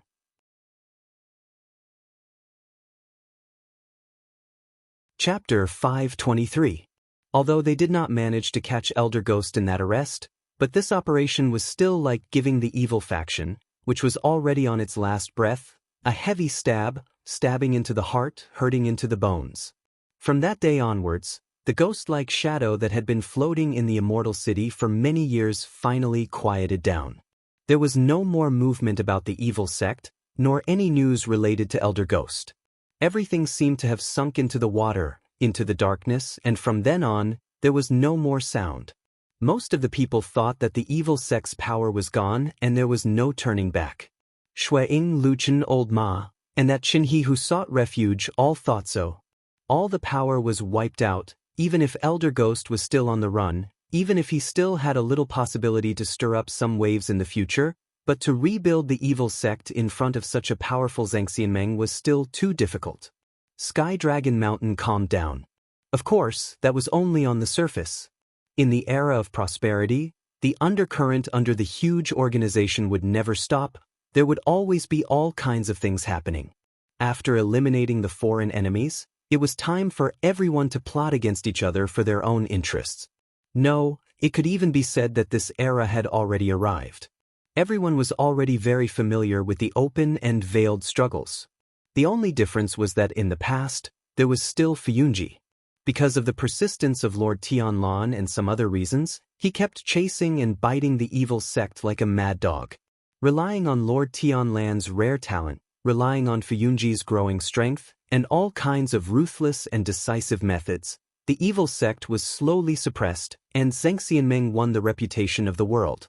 Now it was a new era. It was time to do something else. For example, they would stab their partners who were also allies of the Immortal Alliance and the Righteous Path with a smile, snatch their business, curse them, spread rumors, and then criticize them righteously. In the end, once they gained power, they would kill their friends. Finally, this era had arrived. Have you been waiting for this day for a long time, or have you been resisting for this day to come? That day, when Lu Chen and Lord Tianlan were chatting in the Kunlun Hall, he asked him directly. Lord Tianlan thought for a while, then said with indifference and arrogance, "Never thought about it. Anyway, with my current achievements, it should be others who plot against me, right?" Lu Chen did not believe a word he said. "Nonsense, I don't believe you when you say you don't plot against others." Lord Tianlan laughed and said, "Brat, can't you say something nice?" Lu Chen said, "Oh, Master is kind, humble, and gentle. You should be careful of the people in the Celestial Alliance who have evil intentions and want to harm you. You can't underestimate them." Lord Tianlan clapped and smiled, nodded and said, "Well said." Lu Chen rolled his eyes and said after pondering for a moment, "What should we do next?" Lord Tianlan said, "That old tortoise is hiding somewhere right now and refuses to come out no matter what. It's indeed hard to find, but we can't just give up. Don't bother about this for now and leave it to Shui-Ing and Fuyunji." Lu Chen nodded. Lord Tianlan continued, "I have something important that I need your help with, and it has to be you." When Lu Chen saw Lord Tianlan retract his smile and turn solemn at this point, he could not help but be stunned. He sat up straight and nodded. "What is it?" Perfected Lord Tianlan glanced out of the hall and saw Mount Sky Dragon standing tall and majestic under the clear skies. He narrowed his eyes slightly with a deep gaze. After a moment, he said, "Make a trip back to Kunlun on my behalf." The forest was quiet and the wind blew through the majestic mountain. In the quiet hall in the afternoon, there was only a soft and low voice that floated in the hall. It was like a strand of lonely wind that lingered and didn't fade away, and it was telling a secret that no one knew. Atsu lay lazily under the shade of a tree outside of Kunlun's hall. Its dog eyes were half closed and it looked like it was dozing off. However, when a familiar voice came from afar, Atsu's body quivered, and he immediately opened his eyes. His eyes were bright, and his drowsiness disappeared without a trace. Lu Chen stood on the stone steps and smiled at it, waving his hand. Atsu jumped up and ran over while barking. It rushed to Lu Chen's side and rubbed its head against his body intimately. Lu Chen patted its head and looked back at the majestic Kunlun's hall thoughtfully. A complicated expression appeared on his face. After a moment, Lu Chen said, "Let's go, Ats. We're going on a long trip." Since they were going on a long trip, it was impossible for them to leave just like that. Lu Chen first returned to his residence and tidied up before leaving for Fiyunji. It had been a long time since Atsu had followed him like this. However, this black dog did not seem to be unfamiliar to him. It ran back and forth and sniffed around, just like before. Lu Chen arrived at Fiyunji's hall and asked someone to inform him. Not long after, he saw Xueying. Xueying smiled when she saw him and said, "I haven't been here for a while. Let me tell you about catching Elder Gray. That old turtle is really cunning. I really don't know where he is hiding. However, we didn't come out empty-handed. 3 days ago." Lu Chen smiled and waved his hand. "Hall Master Xue, you can make the decision on this matter. I won't interfere. When it comes to dealing with the demonic cult, no one in the world can beat you. Even when Master ordered me to come over a while ago, it was just to help you from the side and help you balance the relationship with the new experts of the Kunlun party." Xueying was slightly startled. Her smile became even sweeter. She covered her mouth and said, "What are you saying? When did you learn to flatter?" Lu Chen laughed heartily and said, "Of course not. All right, I came here today to say hello to Hall Master. The cultivation method that Master passed on to me is quite difficult. In the next few days, I have to go into seclusion in Kunlun's hall. I'm afraid that I can't manage the affairs of the outside world for a while. I can only come and trouble Hall Master Xue." Xueying raised her eyebrows. She then nodded and said, "I see. Cultivation is the duty of us cultivators. Your future is boundless. You carry the expectations of the monarch, so of course you have to put this matter first. As for the other mundane matters, let me handle them. You can rest assured and cultivate." Lu Chen smiled and cupped his hands. "Thank you very much." The two of them chatted for a while and handed over some of the chores during the conversation.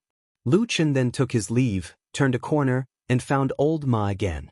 He told him exactly what he had said. Old Ma looked very envious. He smiled and said, "Go and cultivate well. Maybe when you come out of seclusion, you will amaze the world with a single brilliant feat." Lu Chen smiled and said, "How can that be possible? Anyway, buy more wine when the time comes. Let's drink together." Old Ma laughed and agreed. Lu Chen left with Atsu. Along the way, intentionally or unintentionally, he passed by the outside of Su Qingjuan's residence. His gaze fell on the door for a long time. But in the end, he walked over in silence. Just like that, he returned to Kunlun's hall. He brought Atsu and sat in a quiet corner. When night came, darkness came from all directions.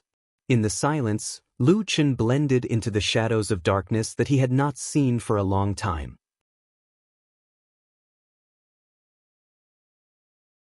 Chapter 524. There was the sound of even breathing in the darkness.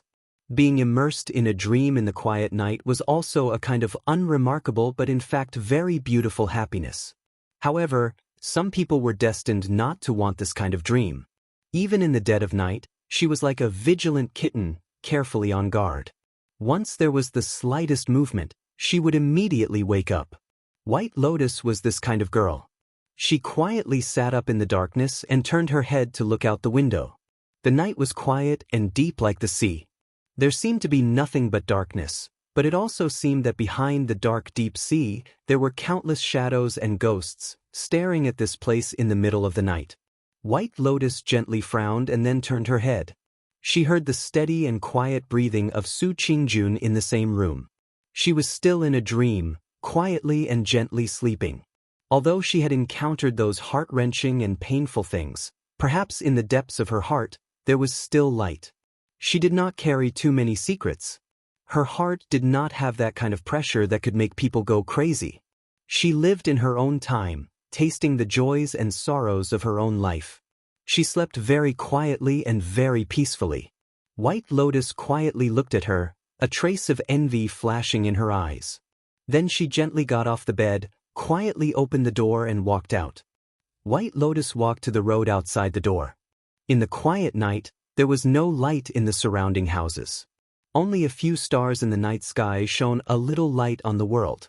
Bai Lian looked around, then looked in the direction of the Kunlun Hall. In the deep darkness of the night, A tall figure could be vaguely seen standing in the depths of the shadows, like a huge tree that could support the heavens and the earth in the darkness. White Lotus's body trembled and a trace of fear appeared in her eyes. In that instant, she seemed to have an impulse to turn around and run. But in the end, she still gathered her courage and slowly walked towards the darkness. The mysterious shadow seemed to be guiding this young girl in front. Her elegant and refined but slightly pale face was particularly eye-catching in the night. The darkness clustered around her, like evil spirits cheering and grinning, entangled, dancing and lingering. The young girl walked further and further away, gradually leaving the house and walked to an unknown hidden place. There was a forest around her, but through the gaps, she could still see the majestic Kunlun Temple. It was probably somewhere next to the Kunlun Temple. When the shadow suddenly stopped moving, the forest in the dark night suddenly quietened down. The insects and small animals that should have been under the grass and trees suddenly seemed to be suppressed by some power and no longer made any sound. White Lotus trembled even more violently. Perhaps she had never been so afraid of a person in her entire life, including her master, True Lord Bai Chen, who was once renowned throughout the world and had an unfathomable cultivation. In front of her, the shadow seemed to have covered her entire world. She had completely lost control of her life. Life and death, sorrow and joy, were all in the hands of this shadow. She looked at the shadow, then clenched her teeth and slowly knelt down, bowing her body to express her submission. She did not dare to reveal a trace of hostility and displeasure. With a trembling voice, she said in a low voice, "Martial uncle, are your injuries healed?" A deep man's voice came from the dark shadow, asking White Lotus. White Lotus bowed her head and said, "More or less healed. I was the one who asked Lu Chen to do this. Do you hate me or him?" White Lotus's body stiffened on the ground, then she said in a low voice with a trace of determination, "No, I don't hate anyone. I did these things willingly." The shadow moved, then slowly turned around. Under the faint light, the tall and burly figure of perfected Lord Tianlan was revealed. Even in such a dark corner, his big bald head seemed to stand out. This man, who stood at the peak of the entire human race, looked at the girl who knelt on the ground and did not dare to raise her head. There was a trace of contempt on his face, but it was unknown whether he was looking down on White Lotus's insincere words or indifferently looking down on all the people in the world. Perhaps he did not even bother to expose White Lotus's insincere words. He just gently waved his hand and said, "You did well last time. You would rather die than resist. It seems that your heart is still honest." Bai Lian's head touched the ground of the forest. Feeling the slightly moist and cold soil, she closed her eyes. After a while, she said softly, "Martial uncle, please do not worry. Bai Lian does not have any other intentions. I only want to be at Martial uncle's side, to charge and break through the enemy lines for you, and to do my best for your great ambitions. Even if my bones are crushed, I will not regret it." Perfected Lord Tianlan did not comment. His expression was also calm, and it was impossible to tell whether he was happy or angry. It was also impossible to tell whether he believed White Lotus's words. He just silently pondered for a moment, then said, "Not long ago, I asked Lu Chen to secretly leave the Immortal City and sneak back to Kunlun Mountain to do something for me. If you are willing, you can go with him." White Lotus's body trembled. She raised her head in astonishment, clearly not understanding the intention of Perfected Lord Tianlan's sudden request. However, Perfected Lord Tianlan did not intend to explain to her at all. He only said indifferently, "If Lu Chen asks, just say that it's my idea. Follow him along the way and chat with him more, provoke his dissatisfaction towards me. If possible, you can also instigate him to secretly harm me. In short, I don't care how sinister and malicious he is. Just go ahead and do it." Bam! White Lotus kowtowed heavily and said resolutely without hesitation, "I don't dare." Perfected Lord Tianlan glanced at her and sneered. "Do what I asked you to do." White Lotus felt as if her heart was about to jump out of her chest. She was extremely nervous. She stole a glance at the giant who was as terrifying as a mountain. Then, with a slight tremble, she slowly nodded. After you return to the mountain, report to me no matter what happens along the way and any reaction from Lu Qin, perfected Lord Tianlan said. White Lotus was silent for a moment before agreeing in a low voice. Perfected Lord Tianlan did not look at her anymore and turned to leave. However, he stopped very quickly and said, "There's one more thing. You can follow Lu Qin along the way, but you are not allowed to enter the Kunlun Mountain Forbidden Area." Kunlun Forbidden Area? White Lotus was shocked, but she quickly reacted and lowered her head in agreement. Perfected Lord Tianlan went straight away and did not look back again. Perhaps in his eyes, White Lotus was just a frivolous and insignificant person like a falling leaf. Bai Lian, on the other hand, maintained her position on the ground and did not move for a long time. After a long while, a sliver of strange joy suddenly flashed across her face in the darkness. She was an exceptionally smart girl. Even though there was a world of difference between her and that person, she could still clearly feel that this person who was so powerful and almost unparalleled in the world still had a weakness. He was too powerful, too smart, and could see through the feelings of the world too thoroughly. His treacherous methods were too thorough. Everyone in the world respected and worshipped him. Who didn't? However, he could no longer easily trust another person.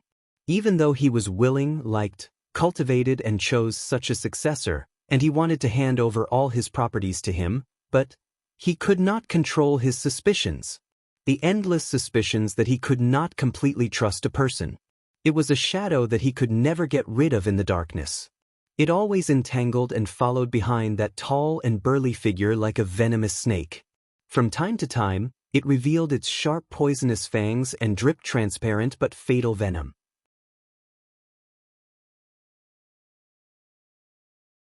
Chapter 525.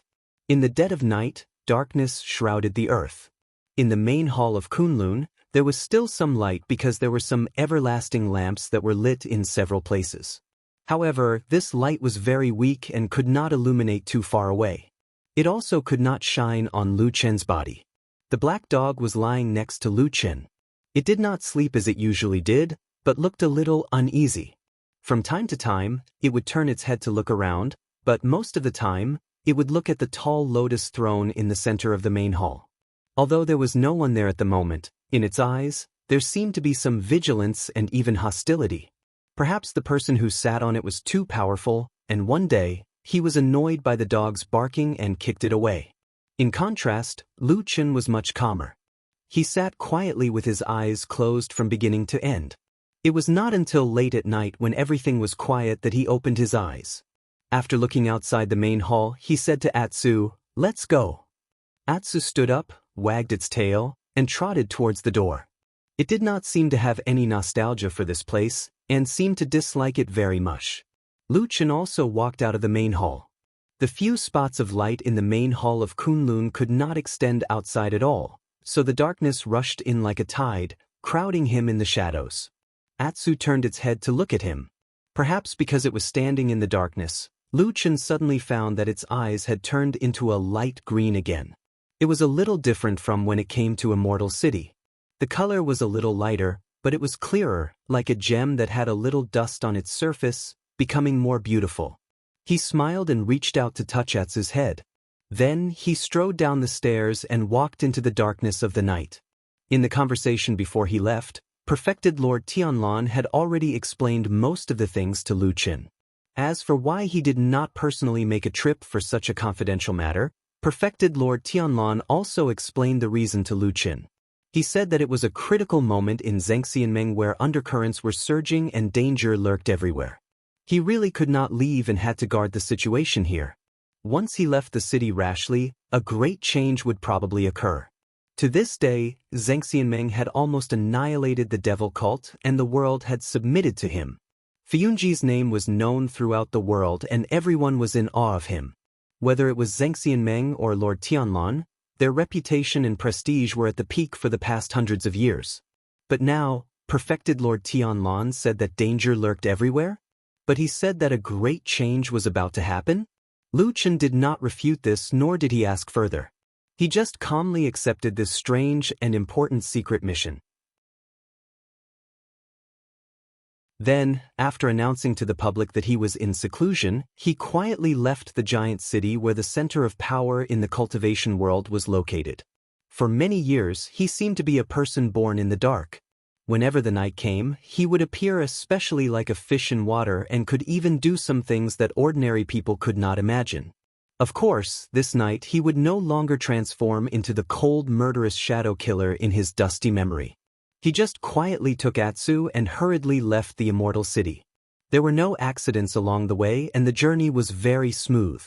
Although it was not a particularly gratifying thing, the moment Lu Chen walked out of the immortal city, he still felt a sense of relief. When he turned his head and looked into the distance, he suddenly realized that the city that was like a giant beast quietly creeping in the darkness of the night, he actually felt a kind of unconsciously tension and pressure every day he was in there.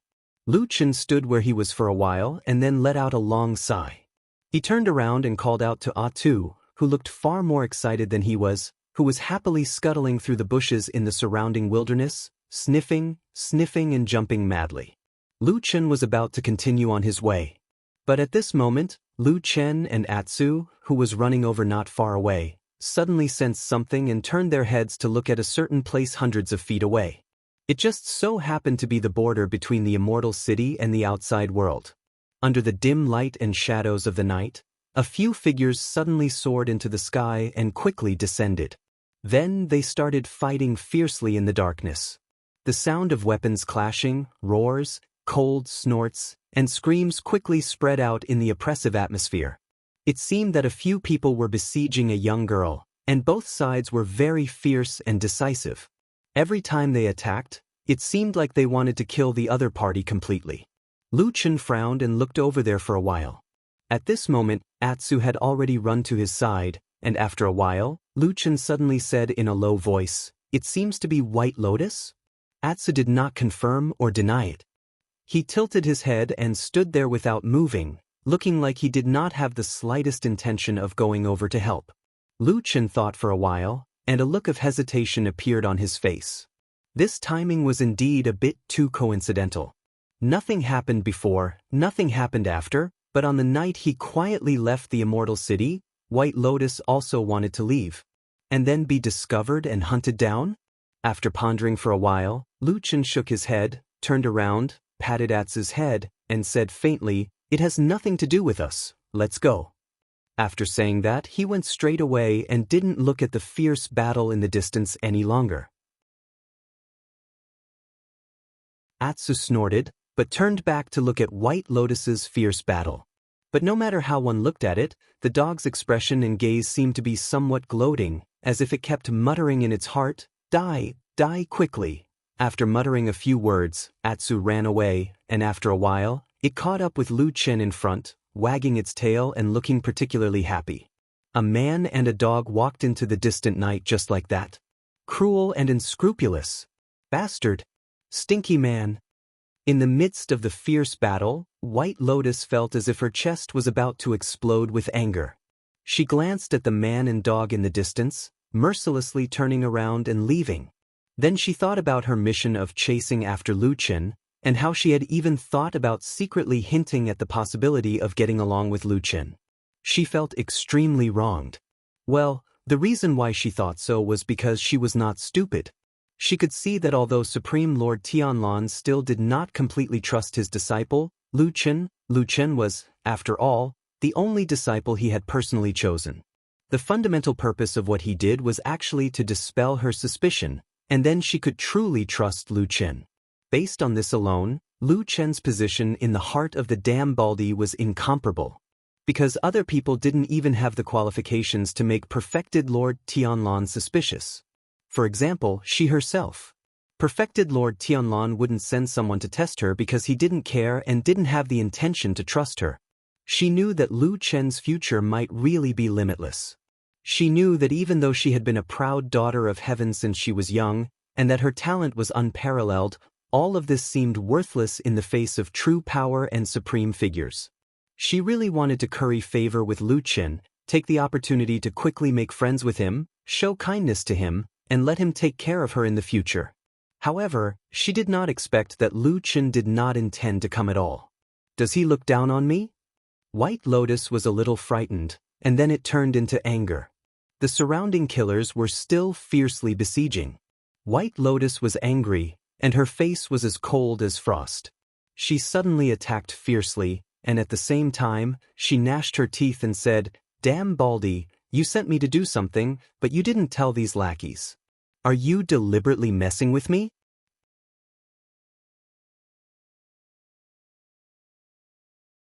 Chapter 526. At daybreak, White Lotus finally broke through the encirclement.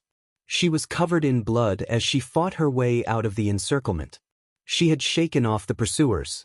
She was exhausted and her whole body was in pain, but she couldn't care less at this moment. After confirming that she was temporarily safe, her first reaction was to start looking for Lu Chen's whereabouts. However, Lu Chen and the huge black dog had already disappeared without a trace. This was really a very miserable and unlucky feeling. White Lotus was so angry that she almost crushed her silver teeth. But obviously, even if she died of anger, no one would come to collect her corpse. So in the end, she could only swallow her anger and find a secluded forest to hide. Then, she began to treat her wounds and planned to rest for a while to recover her strength before continuing to look for traces of Lu Chen. Fortunately, she knew where Lu Chen's destination was. As long as she followed along the road to Mount Kunlun, she would probably be able to find him. This was also the only hope in this bad luck, but she didn't know when she could find him. Perhaps, when the time came, she could provoke him and make him fall out with Supreme Tianlun, destroying his future, making Supreme Tianlun suspicious of him, and it would be best if he killed him with his own hands. That would be the best. Thinking of this hatefully, White Lotus actually felt a little happy. She took off her coat and began to bandage her wounds. But at this moment, it could be seen that the battle she had experienced last night was really fierce. There were wounds on her front and back. Although they were not fatal or too serious, at a glance, the scarred appearance of this teenage girl formed an extremely harsh contrast with her elegant and refined appearance. It also made people want to sigh. Perhaps a beautiful fairy should stand high above the clouds, not eating the food of the mortal world, looking down on all living beings, and being admired and revered by people. And this girl in front of them was probably the unlucky one who fell into the mortal world and fell into the dust. So, someone really sighed. White Lotus's body tensed up and she suddenly jumped up. Her expression was tense, like a fierce and angry little beast. Her eyes were cold and sharp. Looking at the shadow behind the forest, she shouted in a low voice, "Who is it?" The grass and trees shook violently.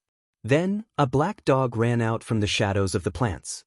It stood there and didn't come over. It just looked at White Lotus and barked. White Lotus was stunned for a moment, and a trace of astonishment flashed across her face. But somehow, her body slowly relaxed. A moment later, the shadow behind Black Dog shook and Lu Chen walked out. He stood there and looked at White Lotus. His gaze swept across the wounds on her fair skin. He shook his head helplessly and said, "Do you need my help? Scram." White Lotus sat on the ground, gnashing her teeth, her body trembling slightly. "I don't need you. Ouch, it hurts, to help me." "It's right that it hurts." Lu Chen sat behind her. Like magic, there were a lot of medicine, white cloth and other things around him. Then he treated the wound on White Lotus's back. At the same time, he said, "At least they didn't put poison on their weapons. Otherwise, you would be in more trouble." White Lotus clenched her fists. Her face was so pale that there was almost no blood. It was obvious that she was trying her best to bear it. After a few breaths, she said angrily, "In any case, they are people of Xianxia. How can people of the righteous side poison?" "You are wrong." Lu Chen put down the blood-stained cloth in his hand. Then he took the medicine and gently sprinkled some white powder on White Lotus's wound. White Lotus's body trembled. She sucked in a breath of cold air. Her voice was hurried and she groaned a few times. But, in the end, she managed to hold it back. Lu Chen put down the medicine bottle and said, "When it comes to sinister methods like poisoning, there is really no one in the world who can compare to us Xianxia. Oh, especially in Fiyunji. That is a place where talents and experts gather. So, you were lucky to be able to escape last night. White Lotus was silent. She did not know why, but her eyes seemed to soften a little. Behind her, Lu Chen saw that the medicine powder had been integrated into the wound. Then he began to treat the other wounds. After a while, he finally finished treating the wounds on White Lotus's back.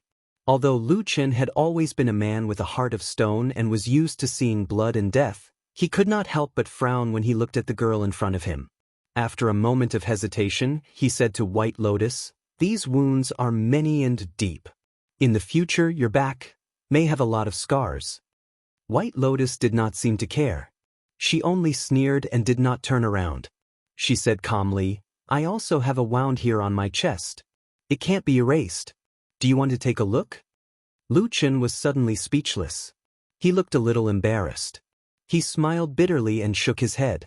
He used a white cloth to gently wrap up the wounds on White Lotus's body.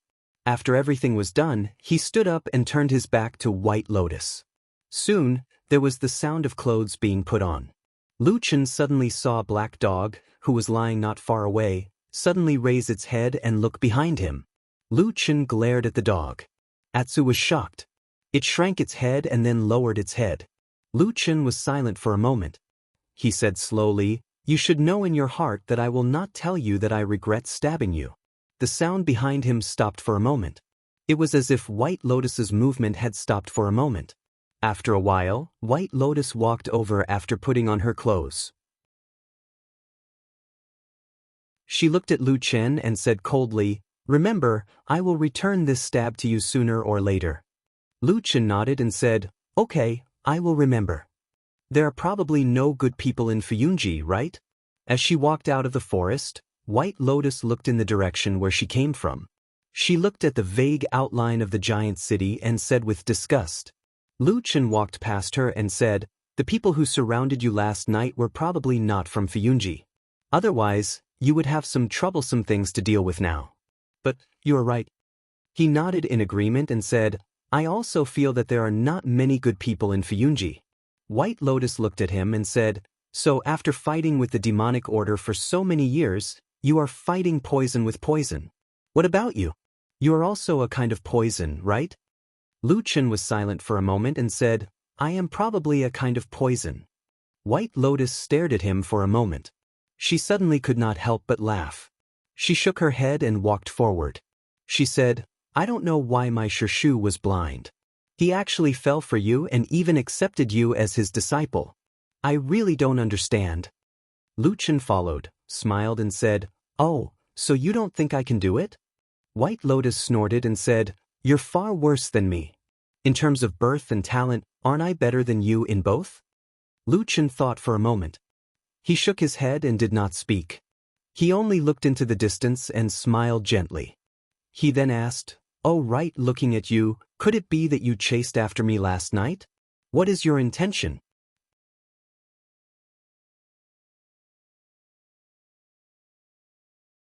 Chapter 527. "I'm tired of staying here. I want to go home," White Lotus said. "Go home." Lu Chen was momentarily dazed. After a moment of silence, he said, "I actually forgot that you have a family." White Lotus rolled her eyes, but she soon said somewhat helplessly, "It doesn't matter. I often forget it myself." The two of them looked at each other and laughed. Although they were far from trusting each other, the atmosphere between the two of them eased up a little. Lu Chen didn't seem to have any intention of asking White Lotus's intentions, so he continued walking forward. White Lotus's surname was Bai, and she was born in the Bai clan in Kunwu City, which was at the foot of the Kunlun Mountains. Speaking of which, when Hakushin Jinkuen was still around, White Lotus became his last disciple. However, it was widely rumored that Hakushin Jinkuen was a member of the Bai clan and that he was the Bai clan's biggest backer, which made the Bai clan quite famous for a period of time. However, just like the so-called Tianlan and Tianing, Bai Chen was in fact a Taoist name and not a real name. It was given by Tianlan and Bai Chen's master, Patriarch Tianhong, and not his real name. Therefore, Hakushin Jinkuen had nothing to do with the Bai clan. However, Hakushin Jinkuen's status was too high, so he couldn't be bothered with such rumors. The Bai clan, on the other hand, had an ambiguous attitude. Of course, they didn't dare to spread rumors in public. However, they let it slide from the beginning to the end. They acted like they were wise men and never denied it. They still held the attitude that they would be bastards if they didn't take advantage of the situation. This was no secret in the eyes of those with a bit of status in the Kunlun party. Therefore, Lu Chen never interacted with the Bai clan and didn't have a good impression of them. Back then, when he was suspicious of White Lotus, he asked Old Ma to secretly investigate them, but in the end he didn't find anything. White Lotus wanted to go home. The Bai clan was in Kunwa City, so they naturally had to go to the Westland's Kunlun Mountains. When White Lotus turned to ask Lu Chen where he was going, Lu Chen could only helplessly say, "I'm going to the Kunlun Mountains." Since their destination was the same and they knew each other, traveling together seemed to be a matter of course. However, this was only for ordinary people. Lu Chen was not an ordinary person. On the contrary, he had always been different from the others. So, what should have been a scene of the two of them loving each other and walking together didn't happen. Lu Chen said very straightforwardly to White Lotus, "The mountain is high and the road is long. Let's part ways here. Goodbye."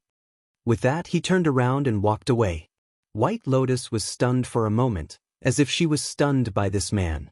After a while, she came back to her senses. She angrily stamped her feet and chased after Lu Chen to stop him.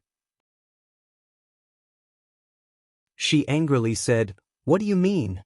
What did I do to provoke you? Why are you running away as soon as you see me?" Lu Chen sternly said, "I'm afraid that if I fall asleep in the middle of the night, I'll lose my life at some point." As he spoke, he actually turned to look at the black dog beside him and asked, "What do you think, Atsu?" The large black dog blinked, and then nodded vigorously. He looked as if he wanted to raise his tail to show his approval. "You ate those demonic beast meat for nothing." White Lotus scolded angrily and said, "This stupid dog is very stupid. How can you trust it and ask it?" Atsu was furious. It bared its teeth and let out a threatening growl. It looked a little scary. White Lotus didn't even look at it. She just snorted and said, "What are you barking for?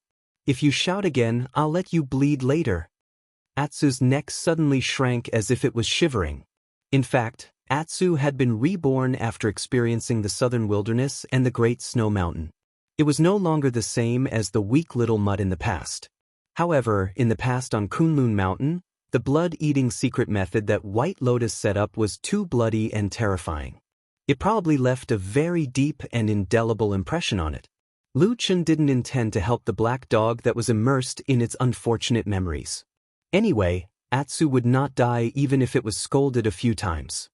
He just frowned and said, "We'll go our own ways and be at peace with each other. Why do you have to make it so obvious?" White Lotus looked at him and suddenly sneered, "If it's Su Qingjun, I'm afraid it'll be the other way around. You'll be the one pestering her to go with you, and Shiji Su won't be willing to go with you, right?" Lu Chen thought for a while and actually nodded, more or less. After hearing what he said, White Lotus lost her temper for a moment. She rolled her eyes and asked Lu Chen, "Why do I feel like you've been guarding against me and suspecting me?" Lu Chen pointed at himself and said, "Do you think I look stupid?" White Lotus said, "No." Lu Chen said, "All right, then I don't believe you can run out of Immortal City by yourself." White Lotus said, "I'm also very powerful." Lu Chen snorted and said, "No matter how powerful you are, can you be more powerful than the damn Baldy? You're in his hands. As long as he doesn't let go, I don't believe you can run away."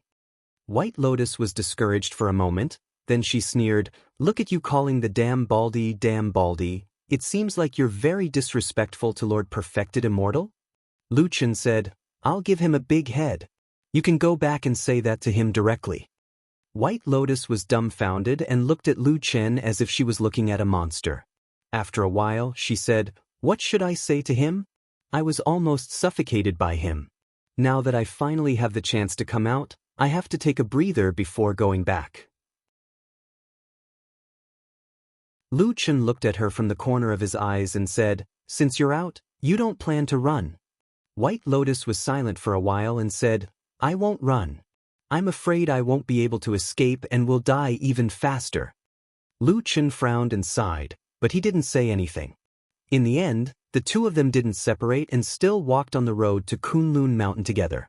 Although White Lotus didn't say why she came, Lu Chen pretended not to know. This was probably because people were tired of living. Atsu was a little dissatisfied with this and expressed it very clearly. However, the two humans ignored it. This made Atsu very depressed. They could only stroll around all day and refused to go near White Lotus. And White Lotus was also very loyal to her mission and began to ask some questions to Lu Chen from time to time. How old are you this year? Why are you asking this? What kind of magical power do you practice? Do you think I will tell you this kind of thing? How many people have you killed? I can't remember. How many women have you slept with? Is this something a girl like you should ask? How many? Not one. You're lying, right? Who are you lying to? Well, one last question. If you answer me properly, I won't bother you anymore. I'm already very annoyed. Don't ask any more. Have you ever really fallen in love with a woman? Lu Chen, who was walking, suddenly stopped. After a while, he walked forward in silence. During that day, he didn't talk to White Lotus again.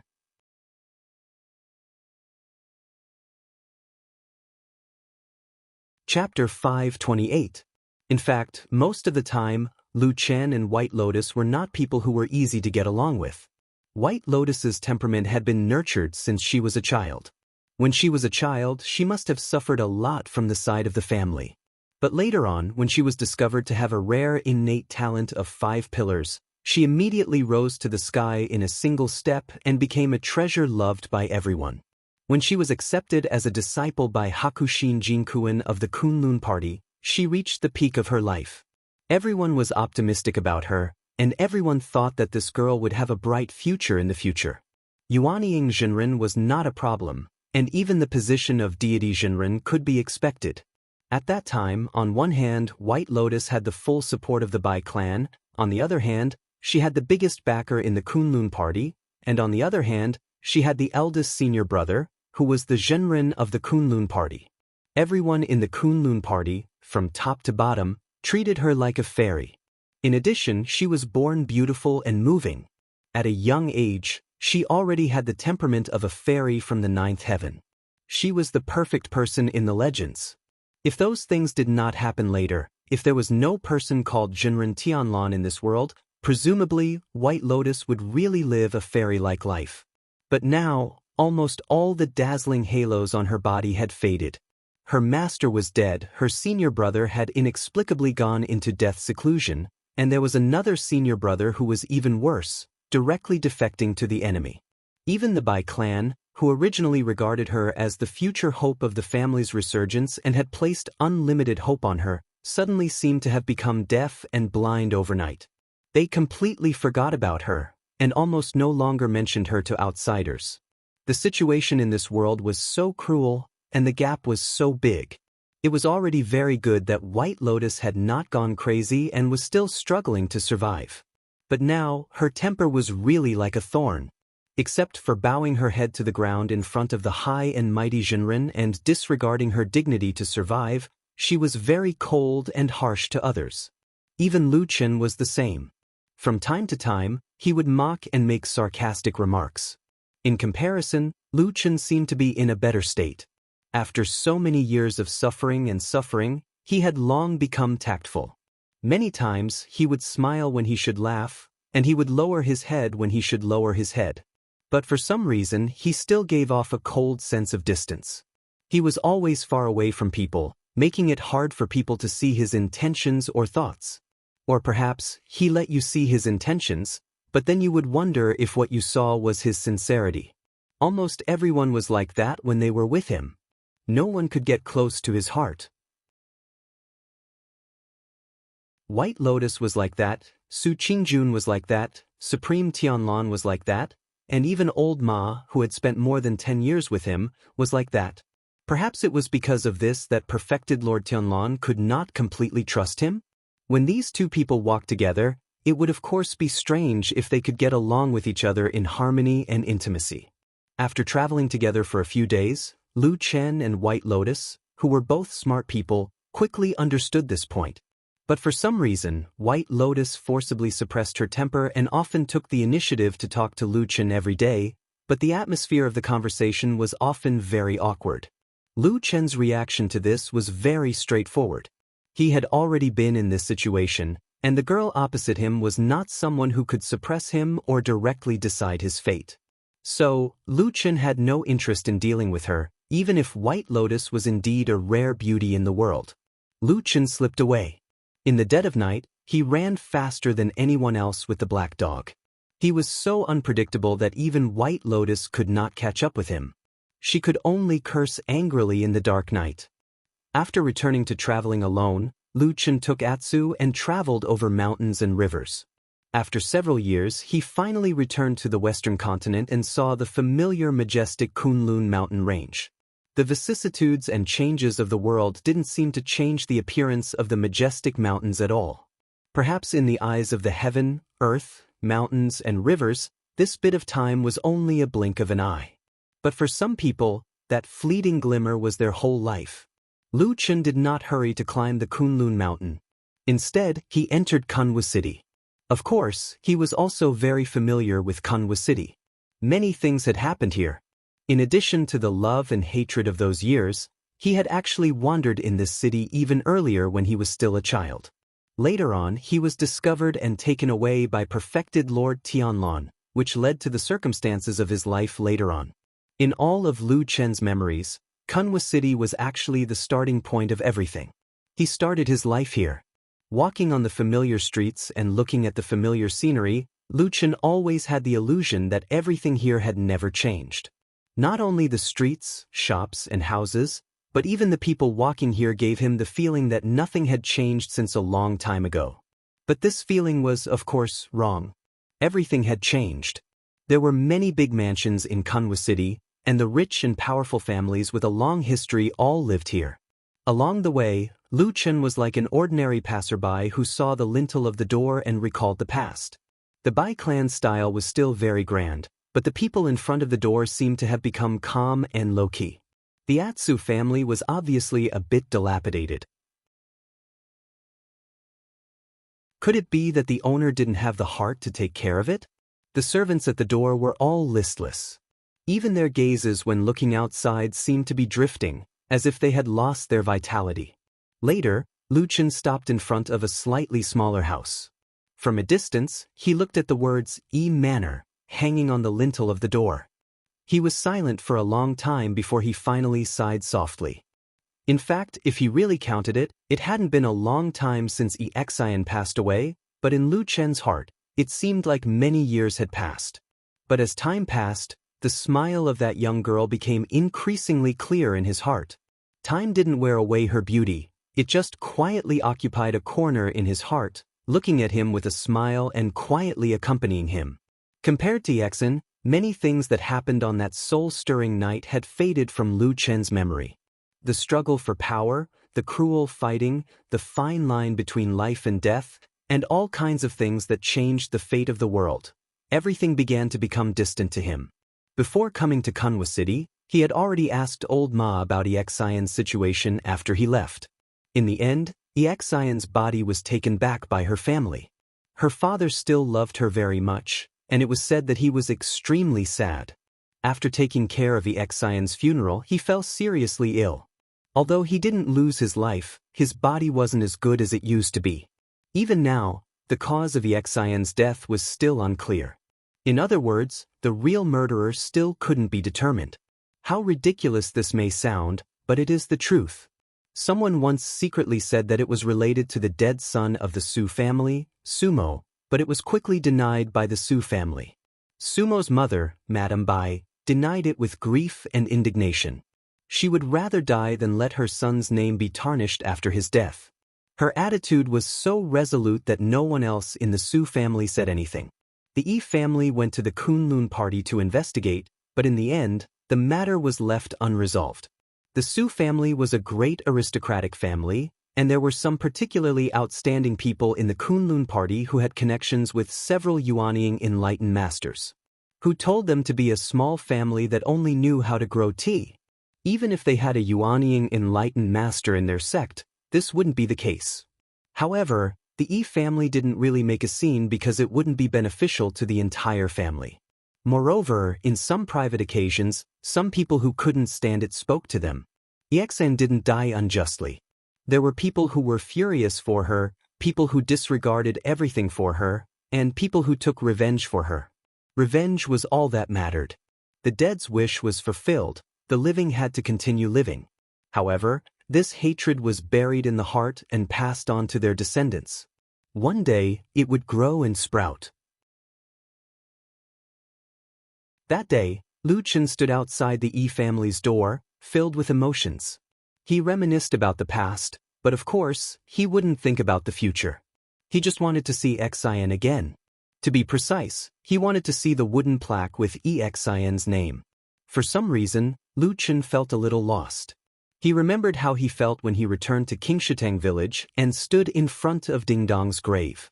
They were all beautiful women in the world, but they were gone. He didn't catch them when they were alive, so after the separation of life and death, all that was left were memories. He turned and left the street, but he didn't go far. He found an inn to stay in and waited until the sky turned dark. After settling Atsu in the room, Lu Chen returned to the Yi family's house and climbed over the wall.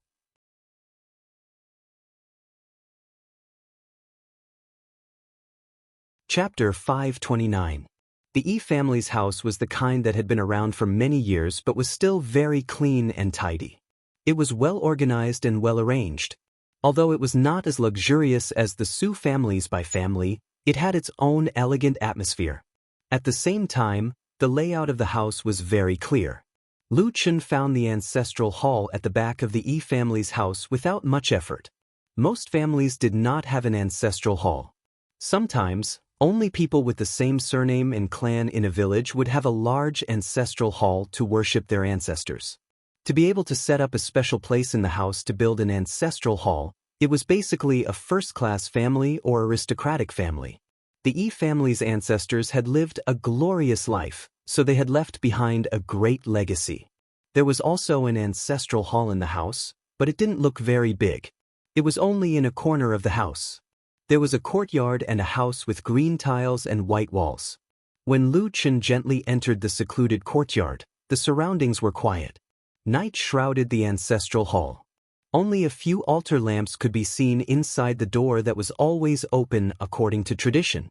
Under the dim yellow light, the shadows trembled slightly. On the quiet altar table, there were many memorial tablets with the names of the deceased written on them. Lu Chen stared at the house for a moment, then walked over. However, just as he reached the door and was about to step over the threshold, his body suddenly paused. He stopped at the door. Under the altar lamps, his face flickered in the shadows. He frowned slightly and his gaze sharpened. He turned to look at a corner of the ancestral hall. There was a place where the candlelight could not reach, and there was a wooden chair. There was a vague shadow on the chair, and it seemed that a person was sitting there. The night was quiet. There was no sound from inside or outside the house. Lu Chen did not show any fear or guilt. He just stared at the figure. After a while, the shadow moved. Then a person stood up and slowly walked over to stand under the light. He looked like an old man with gray hair and a thin face. At the same time, his face looked as calm as an ancient well without any ripples, as if nothing could disturb him anymore. Lu Chen stared at him for a moment. He suddenly realized that the old man's features were somewhat similar to Xian's. He furrowed his brows and pondered for a moment before cupping his hands in salute and taking a step back to show that he had no enmity. Then he said, "I'm sorry to have disturbed you, Senior." After a pause, he added, "Please don't worry, I'm not a thief." The old man was also looking at him. A stranger had suddenly appeared in his own home, but from start to finish, he did not show any expression of surprise or anger. He only nodded and said, "I know. There is nothing in this ancestral hall. If he was a thief, he would not have come here." Even Lu Chen, who had always been tactful, did not know how to respond. Fortunately, the old man quickly said, "Although our Yi family is a small family, we still have night guards. You must have amazing divine power to be able to sneak in here without alerting anyone. I wonder what your purpose is. Could you please tell me?" Lu Chen was silent for a moment. I am here to pay my respects to an old friend. I did not want to disturb your family, so I came here in the middle of the night. I am truly ashamed of my inappropriate behavior. I hope Senior can forgive me. The old man seemed surprised and asked, May I ask which ancestor of the Yi family you wish to pay your respects to? Lu Chen hesitated for a moment before answering honestly, Yi. The old man's body trembled slightly and his expression changed slightly. He opened his eyes and stared at Lu Chen for a long time before he suddenly thought of something and said, Could it be Lu Chen? Lu Chen was shocked and nodded. Yes, who are you? How do you know me? The old man stared at him for a while and sighed. Please come in. He turned and looked at the memorial tablets on the table. After a moment of silence, he said, I am Yi Ming, Xian's father. In the silent night, darkness shrouded the land. Most people were asleep except for the ancestral hall in the Yi family's backyard. Two men sat facing each other, talking calmly. I've asked around about what happened back then. Although our Yi family is no longer what it used to be, we still have a few acquaintances on Kunlun Mountain. Yi Ming said this to Lu Chen. Although he didn't mention any names, Lu Chen understood what he meant. The Yi family was a native of Kunwa City and one of their ancestors was the great Yuanying master. Even though they were weak now, they still had their ways of gathering information. Melaleuca japonica, who took great care of Xian, and Dongfang Tao, who took Xian in as his disciple, were already friends. The ancestral hall wasn't a place to entertain guests, so there naturally wasn't any tea between them. They just sat across from each other. Yi Ming looked at Lu Chen, and after a long moment of silence, he suddenly stood up and solemnly bowed to him. Lu Chen was shocked and hurriedly moved away. Senior, why? Yi Ming smiled bitterly.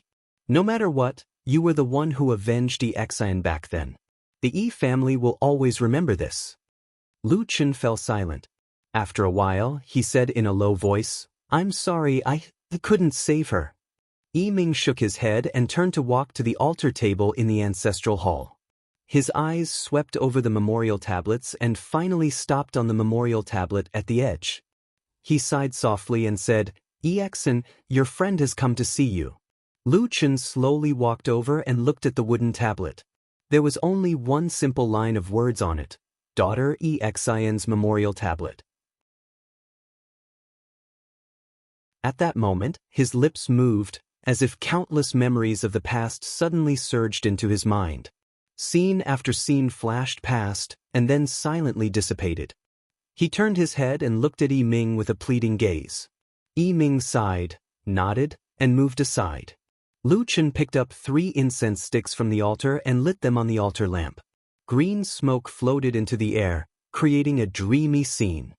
He stared at the memorial tablet behind Qin Yan, as if he could see the bright, kind, and cheerful young girl from back then. A moment later, he held the incense stick in his hand and respectfully bowed 3 times to Xian's memorial tablet, then inserted it into the incense burner on the altar table. The ancestral hall was silent. Only the green smoke floated in the air. Thinking back to one's life, one would probably become like this green smoke after death. He stood there for a long time before bowing to Yi Ming. Thank you for your help, Senior. I cannot thank you enough. Since my wish has been fulfilled, I shall take my leave now. Yi Ming nodded. The Yi family will remember your kindness. If there is anything we can help you with in the future, please don't hesitate to ask. Lu Chen smiled but shook his head. It was not a good thing to be related to him. He cupped his hands at Yi Ming and left the ancestral hall. He leaped into the air and flew into the deep darkness. In the distance, the majestic mountain of Kunlun seemed to be opening its chest in the darkness to welcome the arrival of this stranger. You're tuning in to the Wandering Hero YouTube channel. Don't forget to subscribe and join us on this journey to catch the most captivating stories.